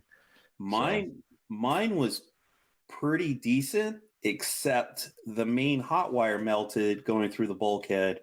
And so I don't know if they took a drill to it and they ran a wire like through it, so there's no connector. Yeah. And I'm just like, And then the other thing too is you definitely want to get in there and do something about the amp meter. I always jump mine. Yeah. So I put a jumper on it. So if anybody's out there, that's usually where they burn to the ground. Those things get hot and then melt down and set your car on fire. So I always jump them. You could put them on the same connector too and just disable it. But I think somebody makes some sort of amp meter where it doesn't do that, right? Mr. Heaterbox. They when I sent my gauge cluster Mr. Heaterbox, they fireproofed the amp meter. So I'll probably end up doing that with the Roadrunner 2 at some point. Okay. I'm doing aftermarket gauges on mine, so Okay. don't Problem have to worry about problem any of that. eliminated. Yeah, I don't have the voltage regulator. I don't have that ballast resistor. I don't have any of that junk. So Okay. See, that's nice. yeah, Yeah. Which gauges are you going with, David? I've got I think is it NBU or UVN, or they're digital gauges. I mean, it's the 5-gauge cluster. 5-gauge or 6-gauge? No, it's a 6-gauge cluster. Dakota Digital was just a little bit. That's what I was wondering about. So, like, Dakota Digital is pretty prominent in my area anyway, but it's pretty expensive. But I mean, Yep. it seems pretty nice. But yeah, I looked at it too, and their lead times for getting them ordering was quite a bit ways out there. And I was down at Summit Racing, and they had a set on the shelf there at the outlet store for about $400, $450. Oh, wow. So, wow, well, okay, this will work. that's like a third of the price or less. Yeah. I've saved quite a bit of money at that outlet store on things. I've also bought some shit that didn't work anyway, so it's sitting on my shelf. I gotta get rid of it. So Okay. So maybe I want a set of Hemi short hooker headers. I've got a set of those.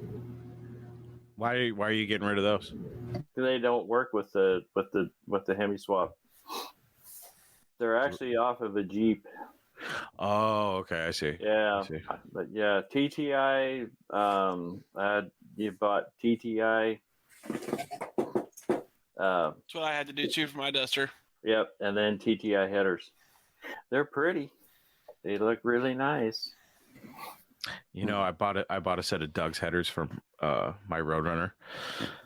I don't want to talk shit, but I've bought several sets of headers from different companies, and every single one of them, I don't know, maybe I'm just expecting too much, but I'm like, God, for as much as you pay for these, I would expect cleaner welds, no fucking dents. I better be able to comb my hair and see my face in these fucking things for $800. You know what I mean? Yeah.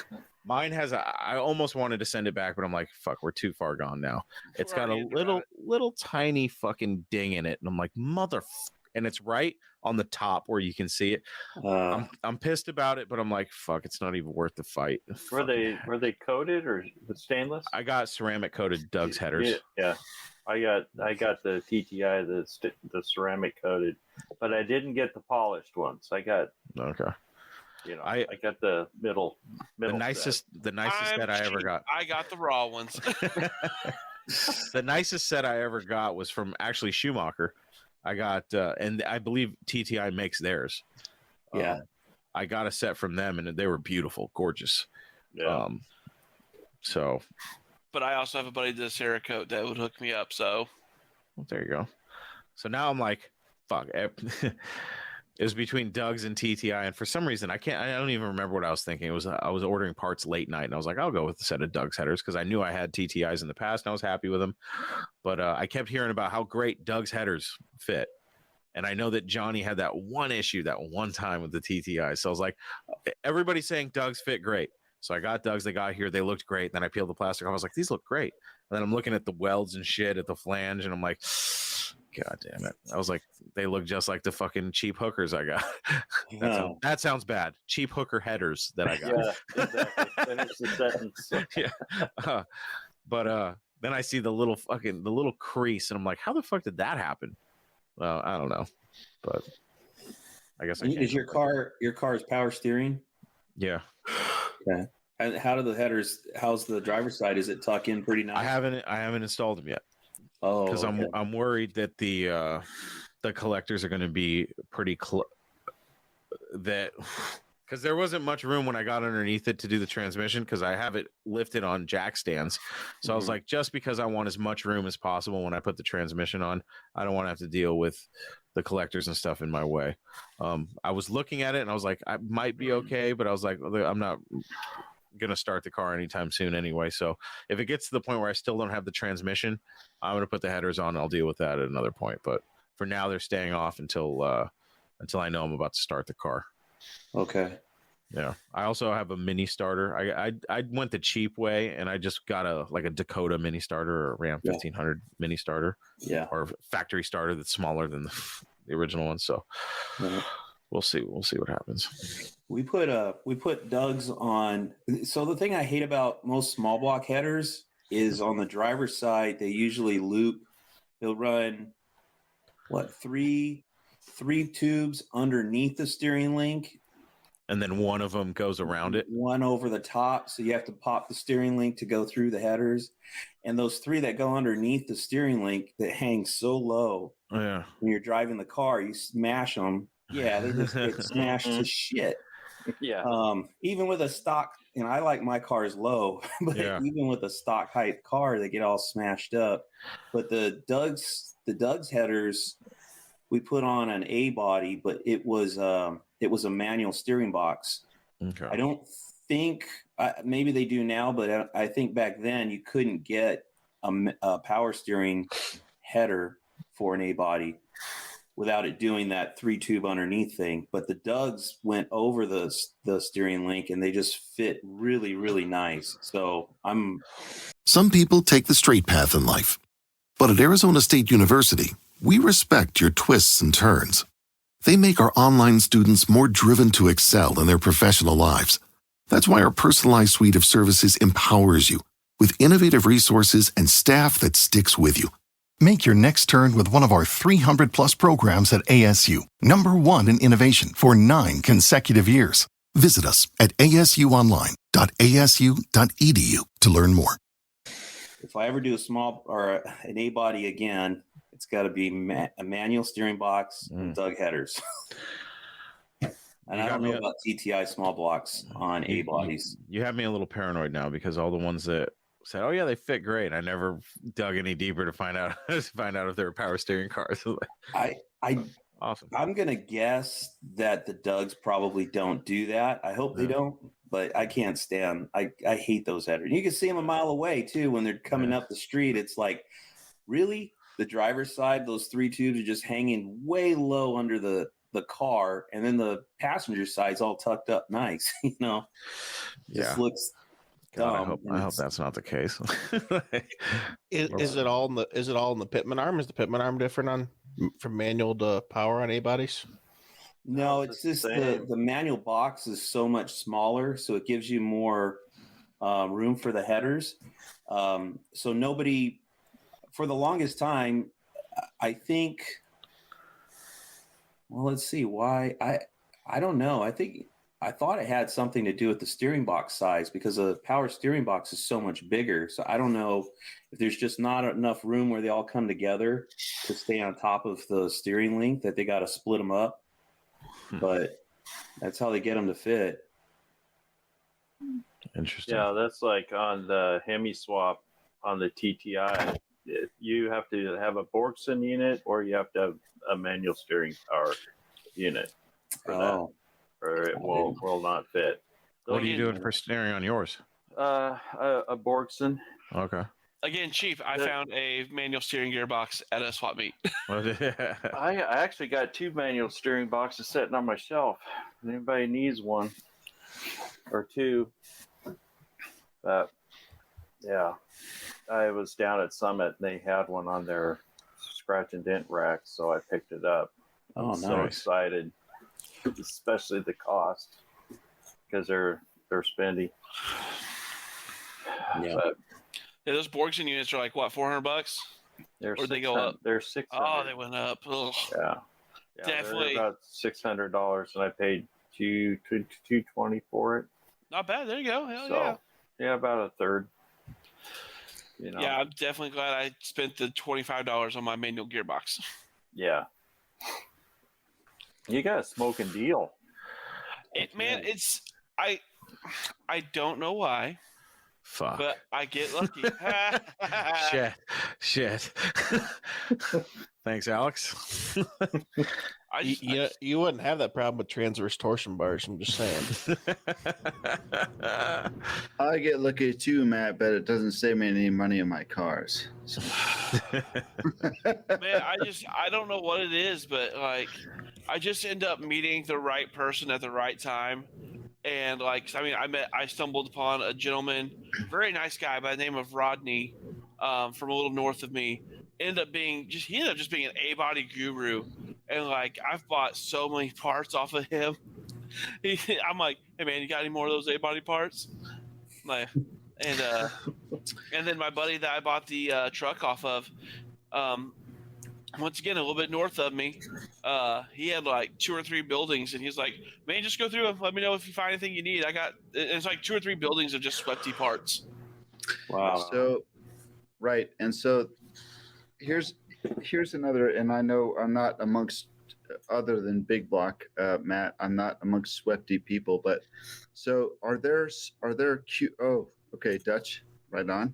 Are there sweaty parts, or excuse me, like the QA1 front end swap? I've been seriously considering doing that on not just one, but all 3 of my trucks.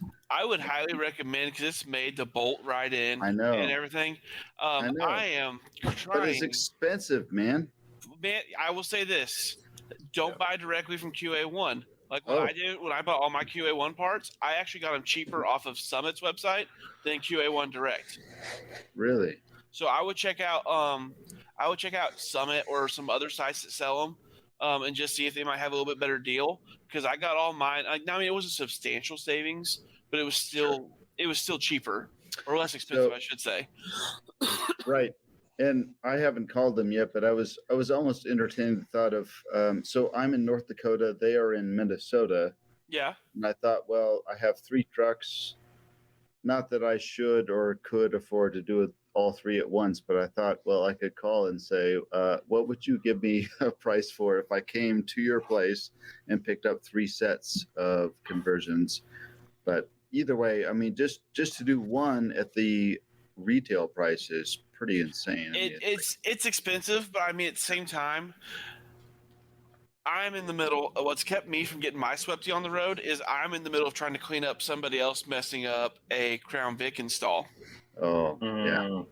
So, right. And the Crown Vic install, the Crown Vic swap, it's not a bad idea. It really isn't. Right. It gets the truck down a little bit lower, like most guys want, for a cruiser and everything. But it's just you gotta know what you need to do going in.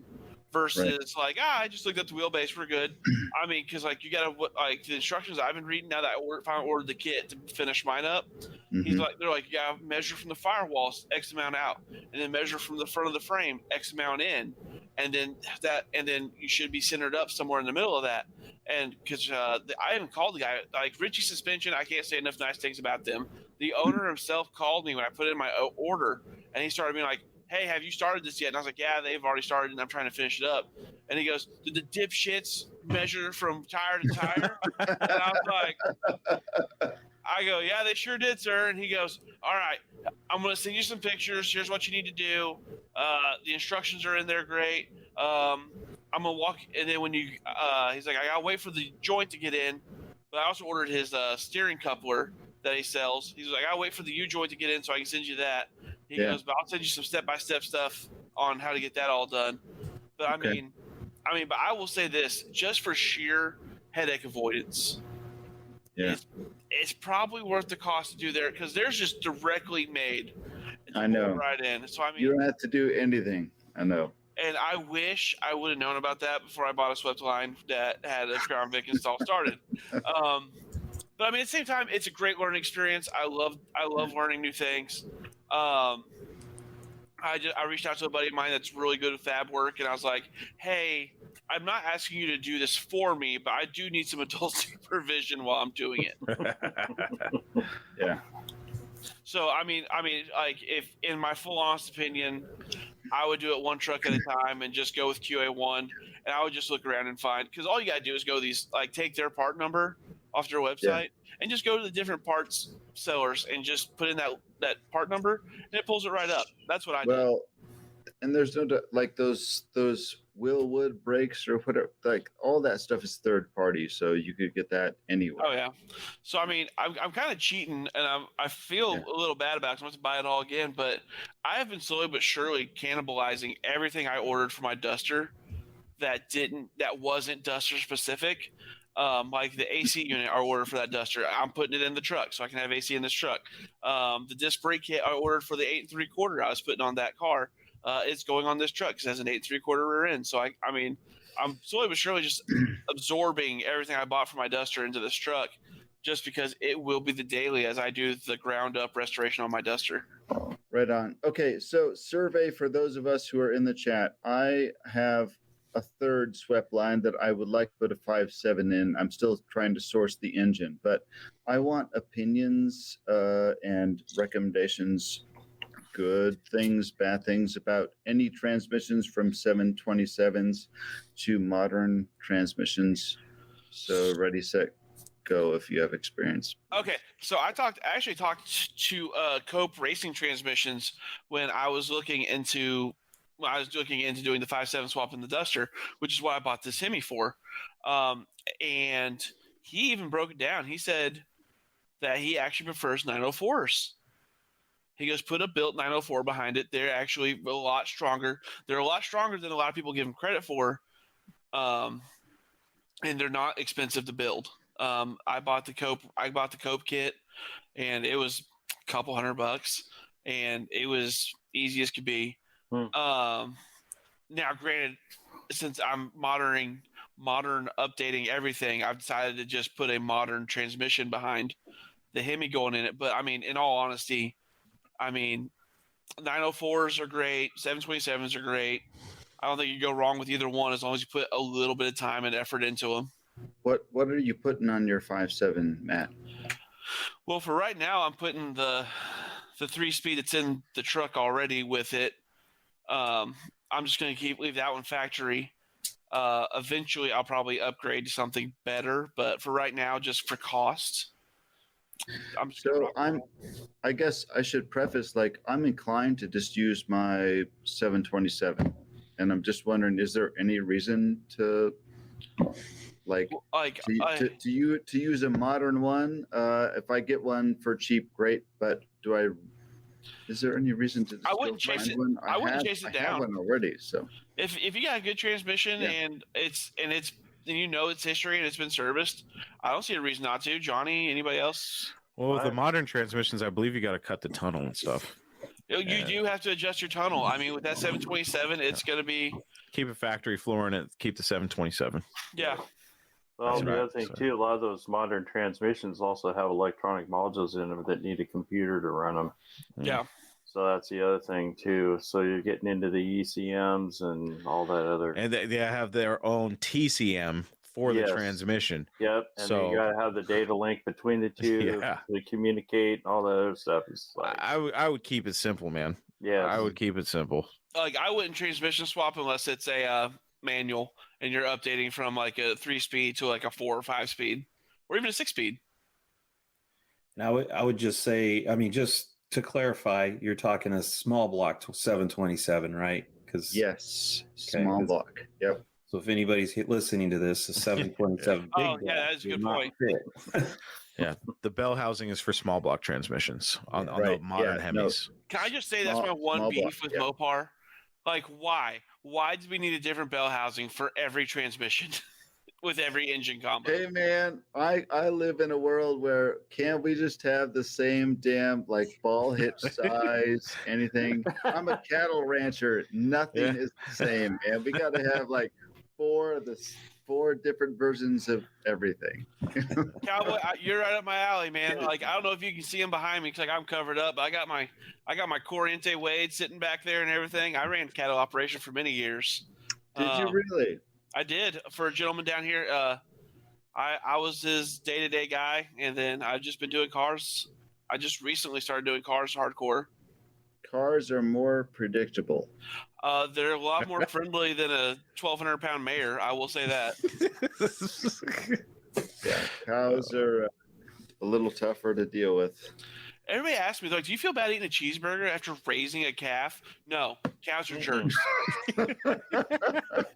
I feel better, man. Oh God. Like, I tell you right now, I've been hurt so many times by a cow, and people are like, aren't they so cute? Fuck them cows. Yeah, I hate cattle. They don't cooperate. Anytime you're trying to help them and they're really hurt, they don't cooperate. They try to murder you. Jerseys don't. Jerseys are fine. Jerseys can Don't do you whatever even they start with that. Those jerseys are monsters. That's like someone saying my kids are awesome, man. Your kids are shitty. Look, I'll tell you right now. If it's over 3 foot tall, it's an asshole. Is that our takeaway from this episode, that cows are assholes? Bro, Oh, that's funny. I mean, they are. Cows are dicks. Like I will say this though, I got very lucky in the fact that our bull was so chill. And we got him because he ran away from the neighbors and they got tired of coming to get him.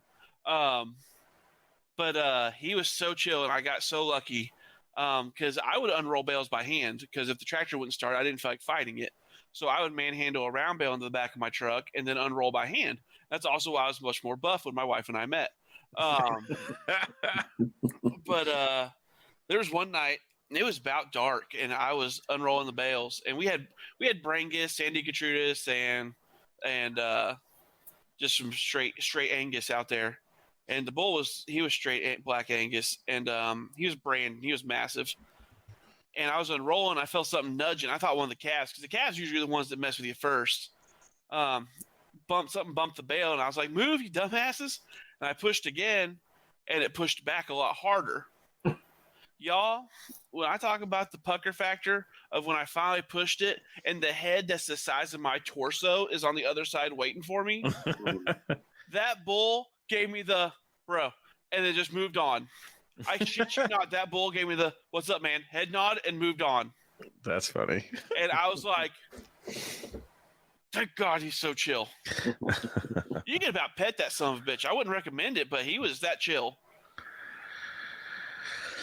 And this guy over here, jerseys are great. Man, You got to remember, Matt, I grew up on an 800 cow farm. So I dealt with bulls, all that stuff. Oh, yeah. I mean, but I mean, don't lie to people listening to this. Jerseys aren't great. Jerseys are the best. Jerseys are freaking pet cows. For a pet cow, I'm more of a brown Swiss guy. You haven't had the right jersey. The only reason you have jerseys is to keep up butter fat for when you're milking. I know. We ran, when I was working the dairy farm, we ran Holstein Jersey hybrids with a little bit of brown Swiss sprinkled in. I had no idea I would feel so much at home in this podcast, gentlemen. Oh, man. That's funny. Mopars and cows. Bring it on. Well, I love a good steak. I love a good steak. Mopars and cows or That's why Mopars I'm in it, man. I mean, it's just I have worn many hats in my years. Matt has. I'll say that about Matt. Like, I talk about something and he's like, "Yo, yeah, I was a corrections officer." I was like, "Shit." I mean, I did do that too. Yeah. Hey guys, I got to take off. I'll see you later. All right, Johnny. Thanks for joining us, buddy. All right, man. Yeah, Johnny Mopar, ladies and that's gentlemen. afternoon or after midnight. Oh God, it's 12:14. We've almost gone 2 hours, so I think it's about time to start wrapping it up. For those of you that don't, and I don't know how you cannot follow Johnny Mopar, definitely subscribe to his YouTube channel, watch his videos, and He puts out some informative stuff. I will say that. Like, he definitely is very informative. He does. I go back and look at his videos to how to put something together. It's a travesty. Hold on, Matt. It's a travesty to me that channels like Johnny's aren't big like, your Vice Scripts and your shit like that, because like there's so many good channels out there that they just don't get the traction that I think they deserve. You know what I mean? I don't have a beef with Vice Grip. I do enjoy his stuff, mainly because on his show he did that Dodge tow truck. Sure. But good God, is he hard to watch when he's just like, and then today we're gonna, and I'm just like, open your goddamn mouth. I'm I buying. gotta beef with him now. Do you? He What did he stole do? He stole my fucking outro. Did he? What? Yeah, Shut up. No, he didn't. Did he really? yes, he did. He's used it on all that Corvette build series. I'm gonna tell you right now, I've not watched one of his YouTube videos just because I heard about him always saying sparkulator and whatnot, and they would drive me up the wall. I couldn't watch it. Yeah, my buddy Chris at Busted Radio Garage, he sent me a thing. He's like, Vice Grip watches your stuff. I'm like, bullshit, get out of here. He's like, no, he stole your outro. I'm like, you're a liar. So I watched it. He stole my outro. Good gosh. I gotta watch this now because I watched one video. I forget. I don't think it was a Dodge video. It was something. I was like, how's this guy? And this was before, like, because I'm not one of those guys that watches a lot of YouTube. I watch my friends when I have time. Yeah. But like the big channels, like I don't really give a shit, And I heard about this guy Vice Grip Garage, so I go and check out one of his videos. He's talking about batteries and sparkulators and shit. I was like, this guy's a fucking dork. And then I find out, and I don't have any problems with him. I was just being super judgmental that one time, and then I found out it was all an act, and I was like, I don't like that kind of shit. Like, I mean, we did meet him at Mo Party last year. You must have met him because I would have walked right by him because I'm not getting in. Like, I mean, I stopped. I don't care. I stopped for a second and met Did him you? because he had his Hemi swapped C10 there. Okay. And you know me, I do enjoy a good controversy. Yeah. And I mean, it was just solid dude, great to talk to. I don't have It's anything against all him. an act, but I can't. It's an act I can't watch. It's like that Whistling Diesel dude. I can't watch Whistling Diesel. Like if I met him, I couldn't lie to him and be like, I'm a huge fan of your stuff. I'd be like, oh, you, Derek from Vice Grip's Garage. Nice to meet you. Like I am much more tolerant of Vice Grip Garage because he's from North Dakota, which is where I live. So I mean, Fair that enough, makes Cowboy. sense. he has Fair enough. a place It's- up there. it's immediately sort of endearing because he uses a lot of phrases and things Okay. that are Fair enough. Is sparkulator a thing for up there? I mean, it's okay. no, but he does use a lot of his own made up bullshit language. I mean- Sparkulator being It got him talked about and it got him noticed, and now he Yeah. has his own show on Speed Channel. Hey, so man. obviously he did it more right than I did. Hey, we would all be thrilled to be doing as well as he is, right? Yeah, exactly. Absolutely. Absolutely. I mean, no hate at all to the guy. No. Like I said, I don't have a beef with him. I just can't watch his stuff when he's Right. sitting there being like, and then the sparkulator, and then like I only watched his Dodge tow truck video episode. He's not my brand. He's millions of people's brand, I guess. He's just not for me.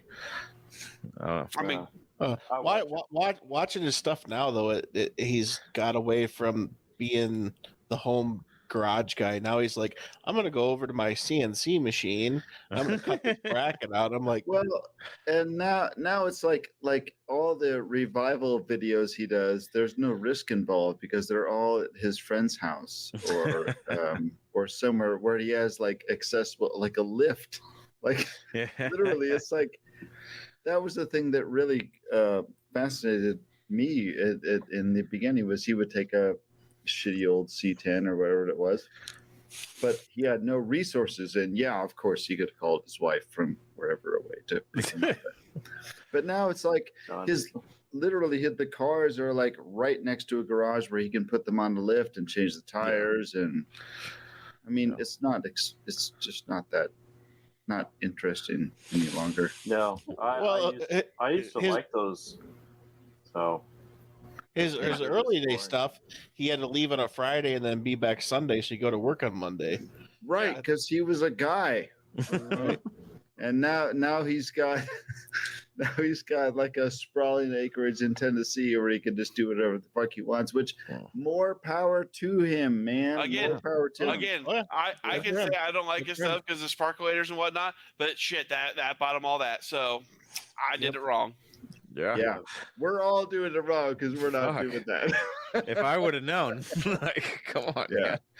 No, more power. Like, I'm more of an authenticity guy. So if I saw him, I couldn't say, "Hey, I'm a huge fan of you," because I'm not, because I don't watch his stuff. I've seen maybe 2 videos, and I didn't even watch them all the way through. Do you know how That's just me. devastated I was to learn that Larry the Cable Guy doesn't actually talk like that? And his name isn't Larry. Right? Like, be you. Bill Engvall, been a Bill Engvall fan my whole life, but I dug Larry, and then they're like, "Oh no, he's not like that," and I was like, "What do you mean?" I'm a Ron White guy. I like Ron White. I'd like Tater salad. I'd like to have a nice glass of whiskey with that guy. Ron doesn't drink anymore. No, he sobered up. Huh? He was What? clean. Yeah, he would. Yeah. Oh, he's been microdosing mushrooms and smoking a lot of weed, so he's not clean at all. Okay, let's get one thing straight. You don't know him. Oh, he's sober now. No, not quite.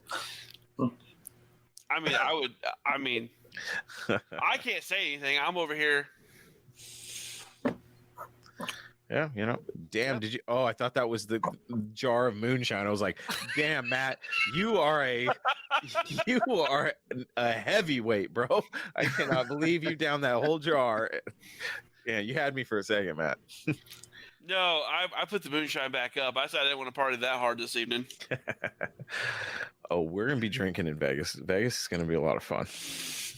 I'm excited for Mo Party. Mo Party's going to be fun. Dude, I'm pumped for Mo Party. Mo Party's getting to be more and more of a turnout for us. We actually got out and about this past year. Speaking of which, we need to figure out our Airbnb pretty quick. Okay, I'll get on that this evening. Yeah. Who wants to roommate with us? I'm just kidding. We sleep alone. We can pillow fight. And I swear to God, if you come in my room, I'll end you. Well, tell John on the know. So if like we're doing a hotel or whatever we're doing, I think we've had great luck with Airbnbs over there, so I think we're just gonna keep that streak going. The Airbnb, we tried to get the same one we got last year, but it was already taken. So there's a couple big ones that have there are a couple of big ones. I mean, like, okay, in all honesty, if some folks are going and they want to roommate with us, let us know in the chat right now, and I will look for a larger Airbnb. But if I lock one in for just Chris and I, it's done. Well, let me know. It'd just be the wife and I. So okay. And tall John. So like we need big people. Tall John's good people. Hey Scott, I'm gonna tell you right now. They tried the first year. They thought about putting a haunted, spooky ass doll we found in the kitchen at random in my room. I locked the door when we left, and when I went to bed, they were upset.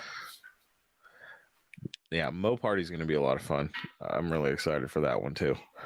Hopefully someday I can bring something to Mo Party. That's the one thing that kind of pisses me off about going to all these events. I really want to participate more. Well, some of them are so far away from you. I don't see how you would.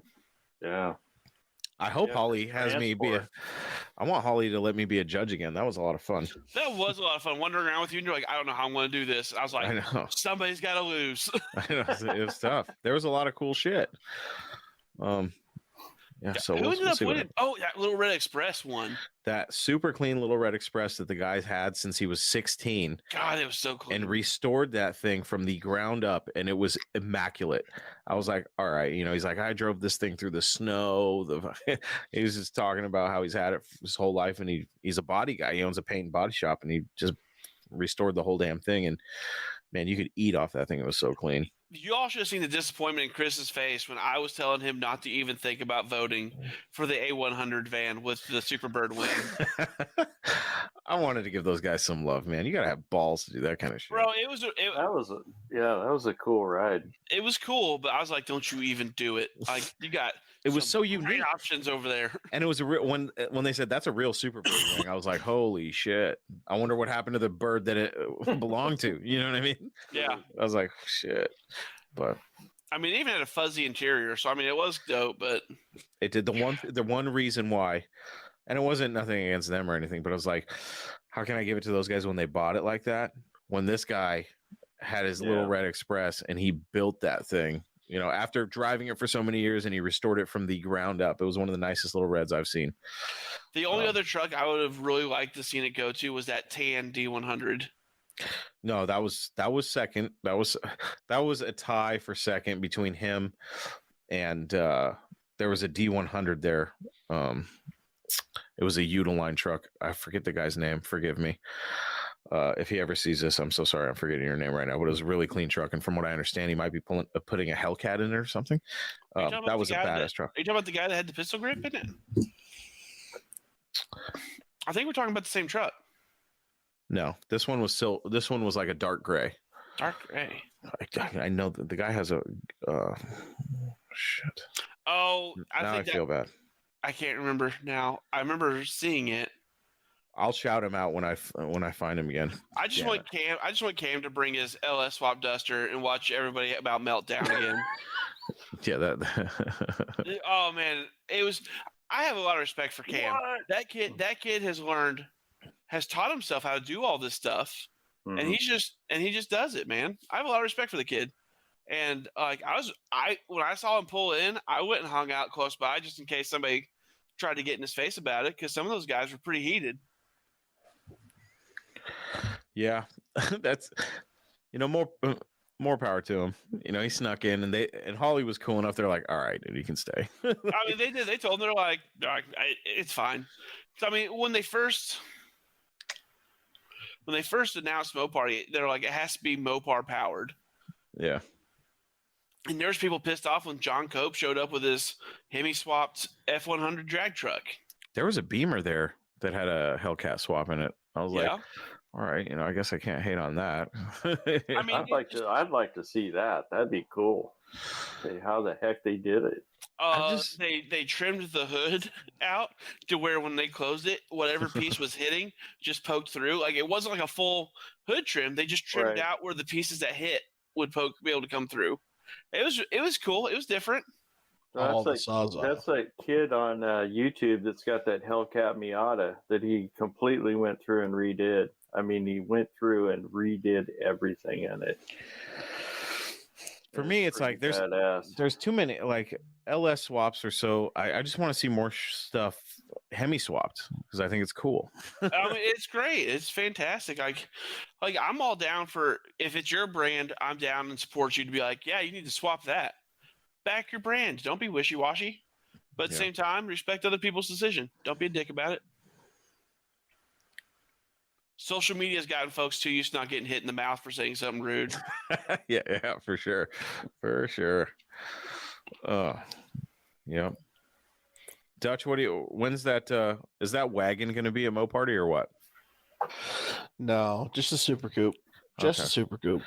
Fair enough. I can't wait to see that thing in action. Dutch, if you can figure it out for real, I'll let you know beforehand if I'm bringing Chief. But if I got Chief there, bring those engines. I'll figure it out. Oh, like I said, they're taking up engine stands right now. So I put them on the, well, you know how cheap front wheel drive guys are. Like, yeah. You post a fully rebuilt motor with they got brand new heads. Like, they have brand new Mopar heads on them, because the 2.2 and 2.5 heads, they all warp and crack between the valves. They each have a brand new head on them. I put those for $250. Come pick them up. Wow. You take $100. Wow. You're shitting me. No. Or it's I wish you were closer. I'm like, it's $250. Like, it fits on a Fastenal pallet. Yeah. Like, give me $50 to drive to the city and I'll drop it off for you. Nope. No. Have you shipped through Fastenal? Yes, absolutely. Awesome. Tell us the process, because I don't think a lot of people, including myself, know. Okay, so not all Fastenals know about it, but it's called third-party shipping. Okay. So you basically have to get the manager and tell them what you want to do, but you can set it all up online, and as long as everything fits on a pallet, they will ship it for you. Nice. And so you normally what I do is I set it all up online, and then I'll go there, and it'll take like 20 minutes because nobody knows what the hell you're talking about. And then you get the manager, and he'll figure it out. He'll bring you the pallet, you put everything on there, and they saran wrap it. And it's so cheap. I shipped 2 727s from Kansas, or from me to Kansas, for like $45. Holy shit. I shipped 4 15x10s on Hoosier drag slicks.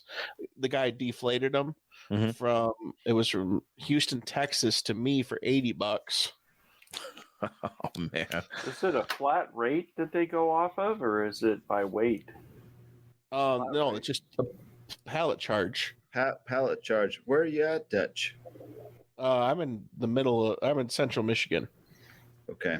Yeah, I deal with a lot of the same. So I own my own ranch and thereby my own business. So I have my own business address and I have a Bobcat I can unload things with. So I have no, like, if you have a stipulation on a shipping charge, you cannot ship to a residential address, but you can ship to a business address, but you must have a pallet fork or something.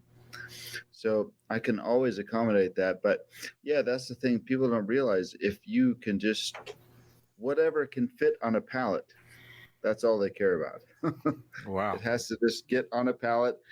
You lift the pallet up there, you stick it in the truck somewhere, and that's it. That's So, crazy. Damn. Yeah, and normally you pick it up at the store, so Sure. you don't even have to it just fasten out shipping. So you just go there and you pick up your package. They'll load it in the back of your truck because they got a forklift. Oh, yeah. Yeah. Damn. I more than often. So I live literally in the middle of nowhere, guys. So I'll have a semi. It'll pull into my yard, and then I get my Bobcat and just get under the pallet and lift whatever it is. Wow. Or rear end and engine. Whatever it is, just get it off the truck, get it on the ground, and then from there, whatever I have to do. Where at North Dakota do you live? Right. So I am about the closest big city is Cooperstown.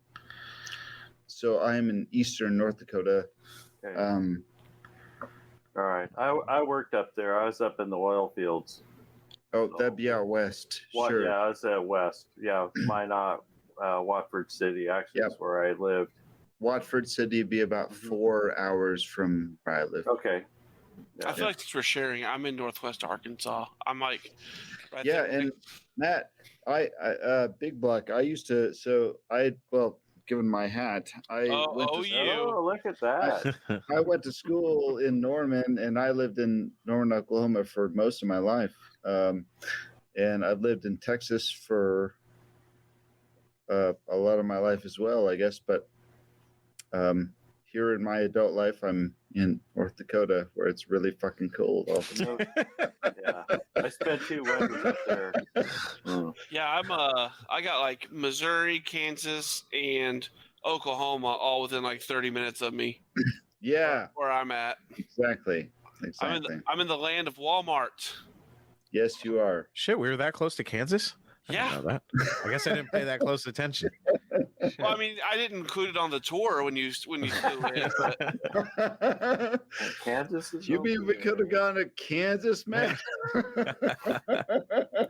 Let me say this though: that trip, the road trip from Bentonville to Bowling Green, although it was 10 hours, man, I guess it just depends on the company you have, because it did not seem like we were in the car for 10 hours. I did almost kill us one time, but I mean, hey, you remained calm. That's not the first time I've almost died in a car with a friend driving. And I was thinking about that. I was like, one of these days I'm not going to be so lucky. Well, I mean, shit, I cracked myself up so bad. My eyes shut from laughing because I got these squinty little fucking eyes. But no, Chris flew in. And I gave him a quick tour of Bentonville. And then I was like, all right, let's go. And we headed out. But I mean, I showed him Walmart headquarters. People are always so disappointed when they see Walmart headquarters. It's a 3-story brick building. Fortune 1 company in the world. And it's a 3-story brick building. Well, we're driving through that city or town, whatever you want to call Bentonville. And I was looking at the streets and I was like, damn, it's so clean here. And Matt was kind of like, it's not this clean where you're at. And I'm like, dude, there's heroin needles in the streets where I'm from, dude. Seattle sucks. Man, Bentonville's great. I love Arkansas. Like you'd have a hard time. You'd have to grenade me out of Arkansas, to be completely honest. Tennessee is close to luring me away. I do like the mountains over in Tennessee. I like Tennessee. Tennessee's cool. I flew my buddy in last year for our wedding. He's from Boston. Yeah. And he came out. He'd never been to the Midwest at all. And he came out and we're driving around. I'm showing him everything. He flew into the big city, which the big city is Grand Rapids. So it's got a population of 15,000. And we get out to where I live and he's like, so who owns all this land. I'm like, what are you talking about? He's like, who owns that land? I'm like, I don't know. The average around Boston, the Boston area, the average like house, like if you're rich, you have 3/4 of an acre. Wow. Jesus. So he comes to my house. We have 10, and he's like, his eyes are huge, and he never. Yeah, his mind was blown. His mind was absolutely blown. I mean, there was one place just down the road from me that came up for sale, and they weren't selling all of it, just part of it. And keep in mind, I'm saying a part of it. They had 1,700 acres up for sale. Wow. And my wife was like, what was this? I was like, probably one of the biggest cattle operations in Northwest Arkansas. But I mean, you get these guys that they age out and just can't do it anymore. Their kids don't want to do it. They watch their parents struggle their whole life. They don't want to do it anymore. And I mean, then you get, go ahead. Go ahead. I was gonna say, then you get them that you can't even get them to sell you an acre because they're holding out for developers to pay them outrageous. Yeah. Our big problem right now is consumers. Consumers is going around, and which is like the energy company. I don't know if you guys have the same thing out there, but they're the electric company. They're going around and buying dairy farms right now, all through the area, and making solar farms. And not like small farms either. Like we had one farm, they milked 3,000. They had a 50 cow rotary and everything. And they had 3 locations. Yeah. Bought all their land to make a solar farm. Man, it's dangerous because do you guys know who the largest private landowner in the United States is? Bill Gates. Yep. Mm-hmm. Bill Gates, and who's the second one? Who? China. Wow. Texas is working on passing a law to where China or any of their constituents, is the nice way to put it, can no longer buy land in Texas. Cannot own land at all. Yep. So something that's changed though, fellas. This is totally unrelated to cars, but since we're going this way, with the Chris and I host a conversation- conspiracy theory podcast as well. I know. I listen to it. I do. I listen to it. So I'm up here in the middle of nowhere, and I have quite a bit of land myself, but it's getting so expensive to just buy fuel and buy mechanical parts for like all of my equipment, guys. I have like John Deere's from the 1980s. Yeah. And I can repair all that shit. That's fine.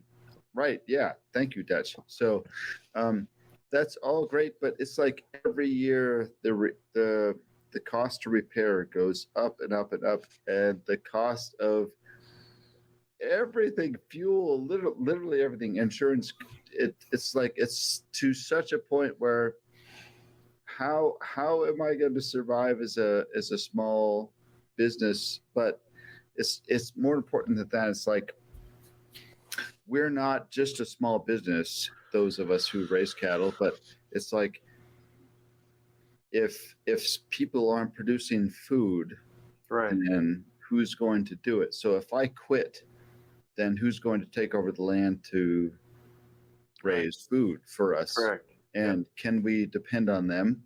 And I mean, there's like a lot of things to consider in just even in my relatively small operation. I run like 1,200 acres or so, maybe a little better than that. Wow. So that seems like a lot of land until you consider it affects you. Yeah. Yeah. No, it's Sure. It sounds like a lot, but like in Oklahoma, you need 400 acres to run even a moderate herd because the grass quality sucks. The grass quality in Oklahoma is terrible. I lived there for most of my life. I lived in Norman for many years. And now I'm in North Dakota, where half the year it's okay, and the rest of the year it's a fucking ice storm. Yeah.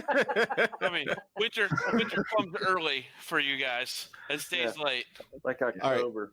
All right, so I'll just say this because we're on the topic. But I'm a dairy technician. I service dairy farms.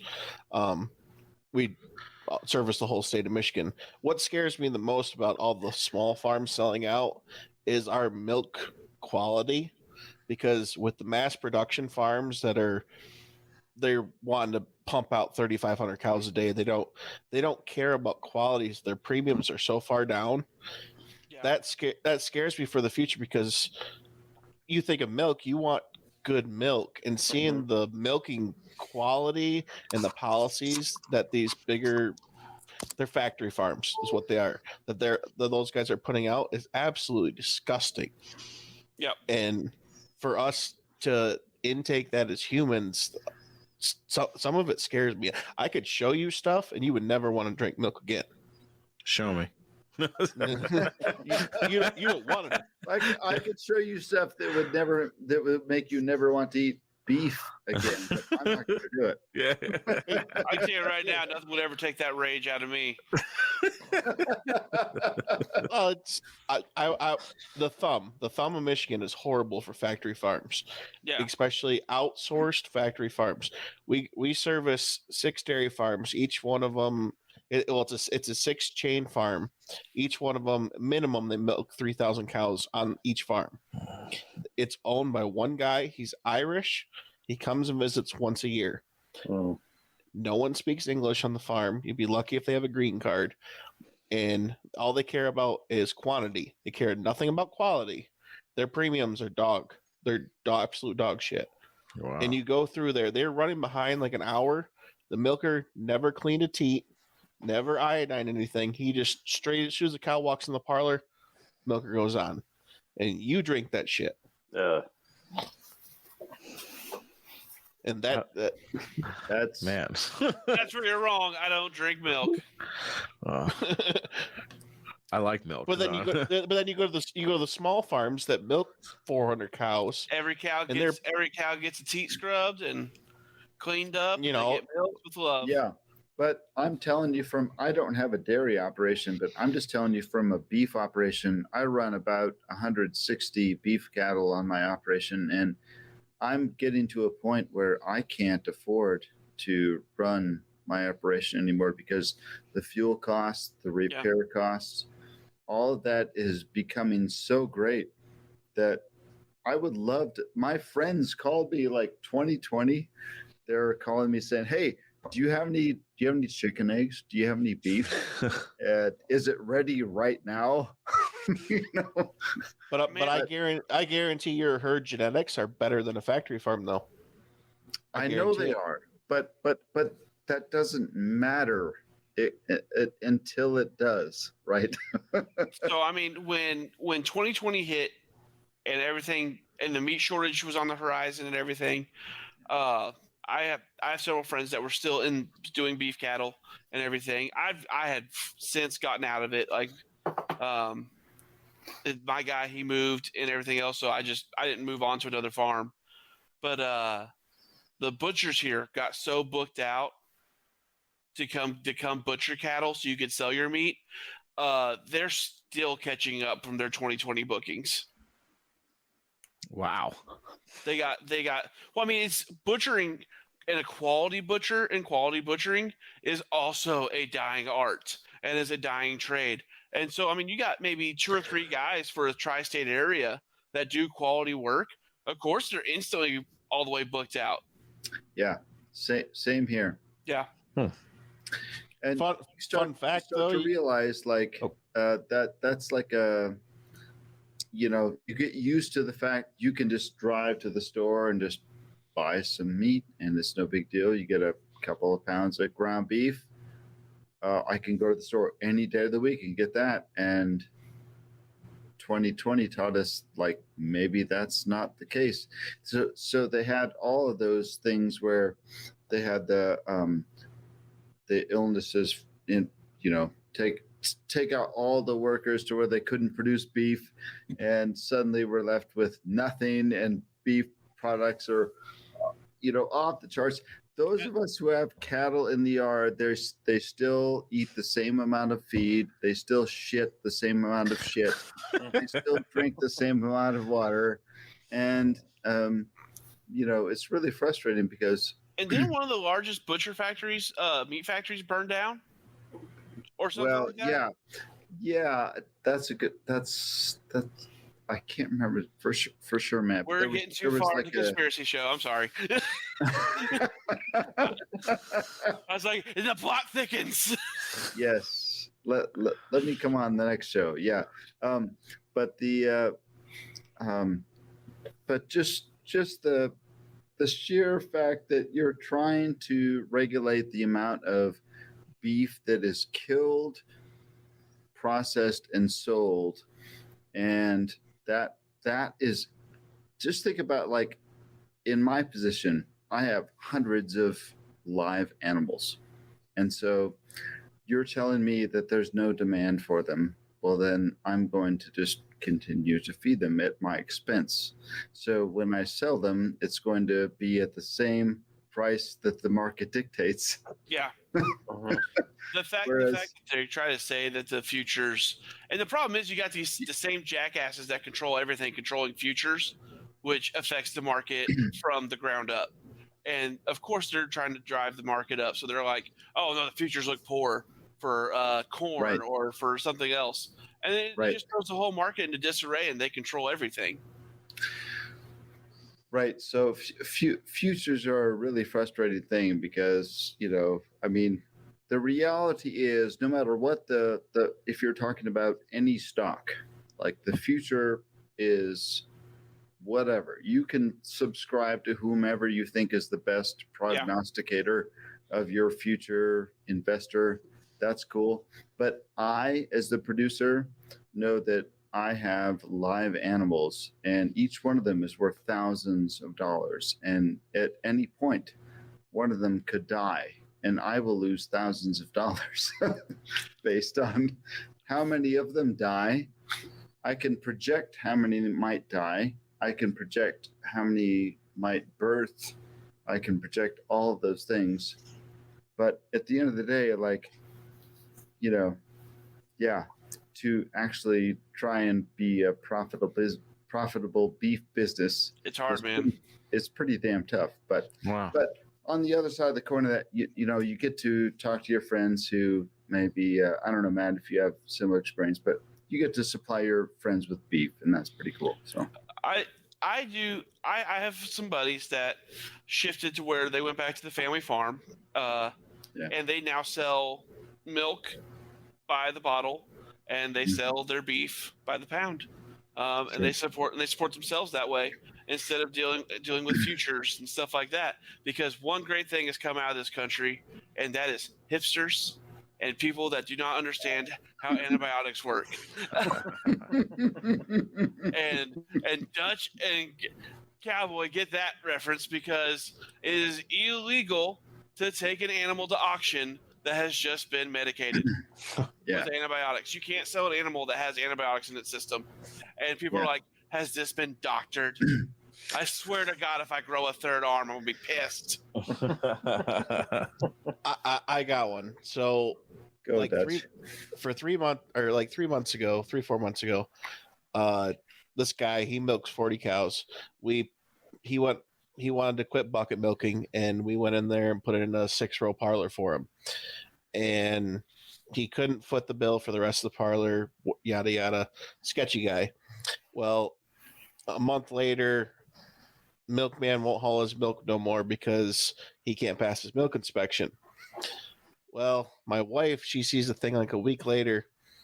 His wife is selling the milk as pasteurized milk on Facebook for $3 a half gallon.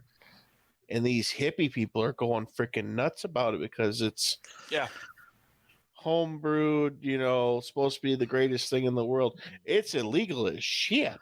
Wow. Yeah, Buying milk off Facebook Marketplace? Oh, and everyone. Bro, They the general public do not understand anything about where their food comes from.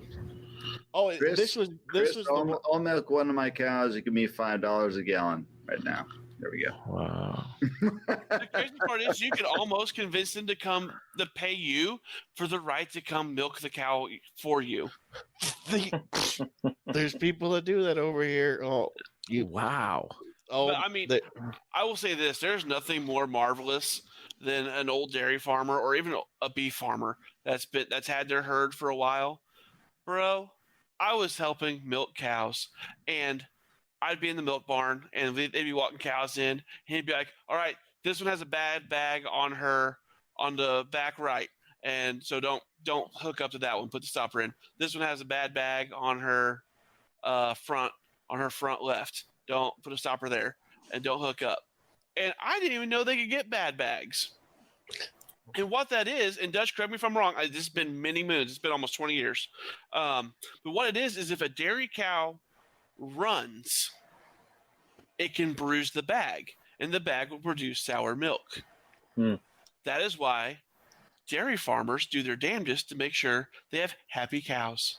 Because happy cows don't feel like running and bruising their bag. They just meander along, eating and shitting and making more dairy cows.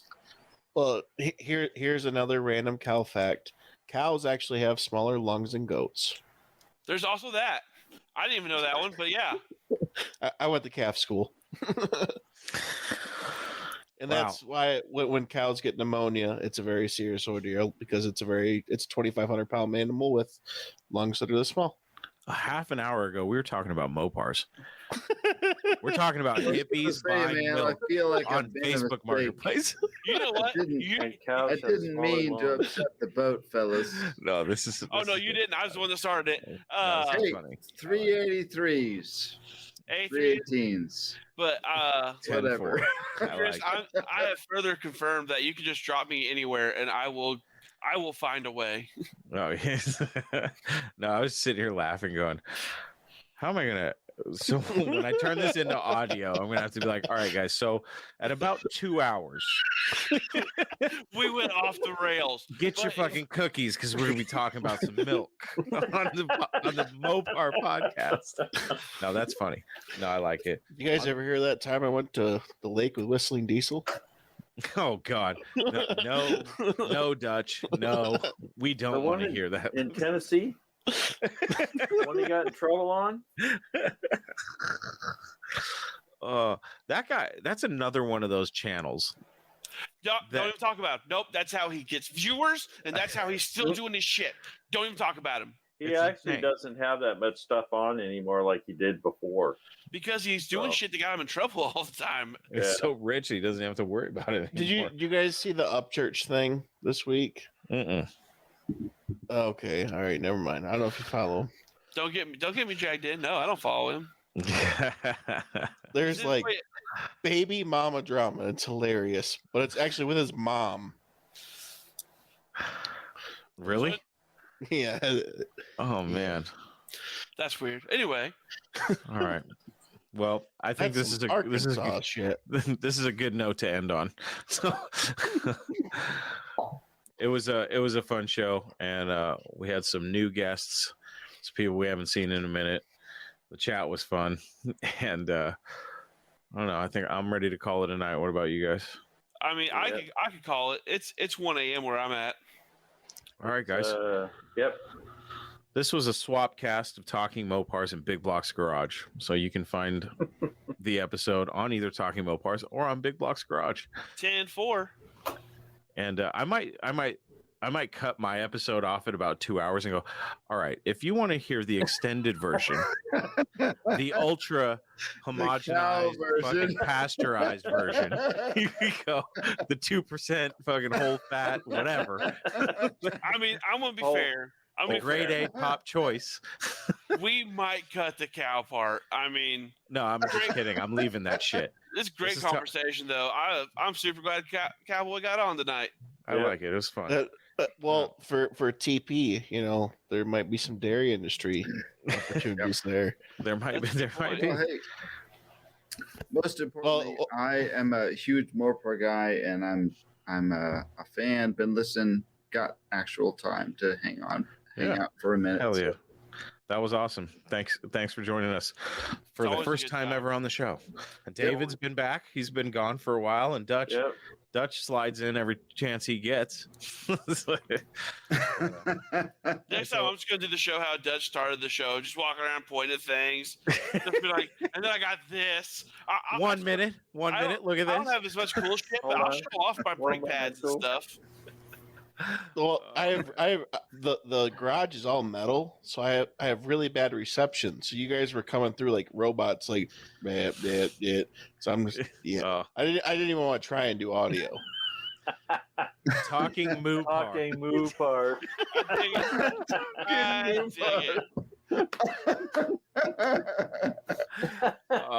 What'd you guys do on Saturday night? Well, I started listening to this show about cars, and then next thing I know, we're talking about conspiracies in the beef and milk industry. Like, man, that's so funny.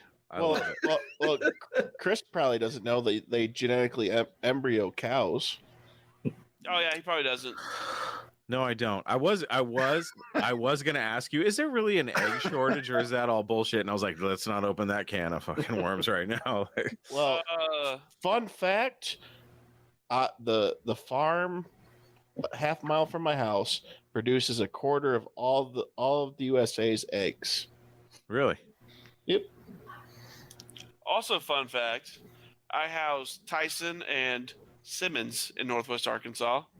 Can you get me like dino nuggies or what? Bro, I got you. Wow. Well, on that note, thanks for watching the Swapcast with Big Block's Garage and Talking Mopars. We'll see you next time. All right. See y'all later. No Mopar left behind. No.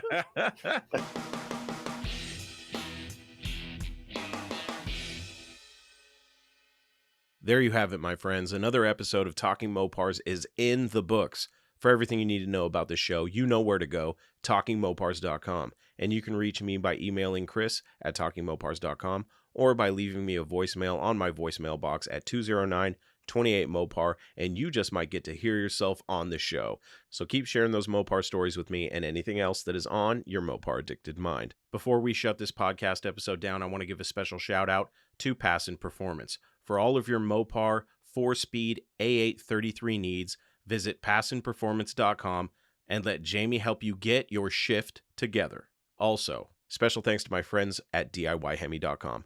For those of you that don't know, Blake has rebranded DIY Hemi, so although the website is still DIYHemi.com, DIY Hemi is now Sublime Technologies. So if you've been considering swapping a modern Gen 3 Hemi into your classic Mopar, then reach out to Sublime Technologies, get a hold of Blake, and tell them that I sent you. Blake has supported me from the beginning of this show, and I also support him in his mission to Hemi swap the world. Also, don't forget how important it is to keep your Mopar protected from the elements. If you need protection, don't wait. Head on over to TalkingMopars.com, click on the Affiliates tab, and go get your Mopar covered today. That's it, my friends. Until we talk again, I am your host, Chris Albrecht, and that was Talking Mopars.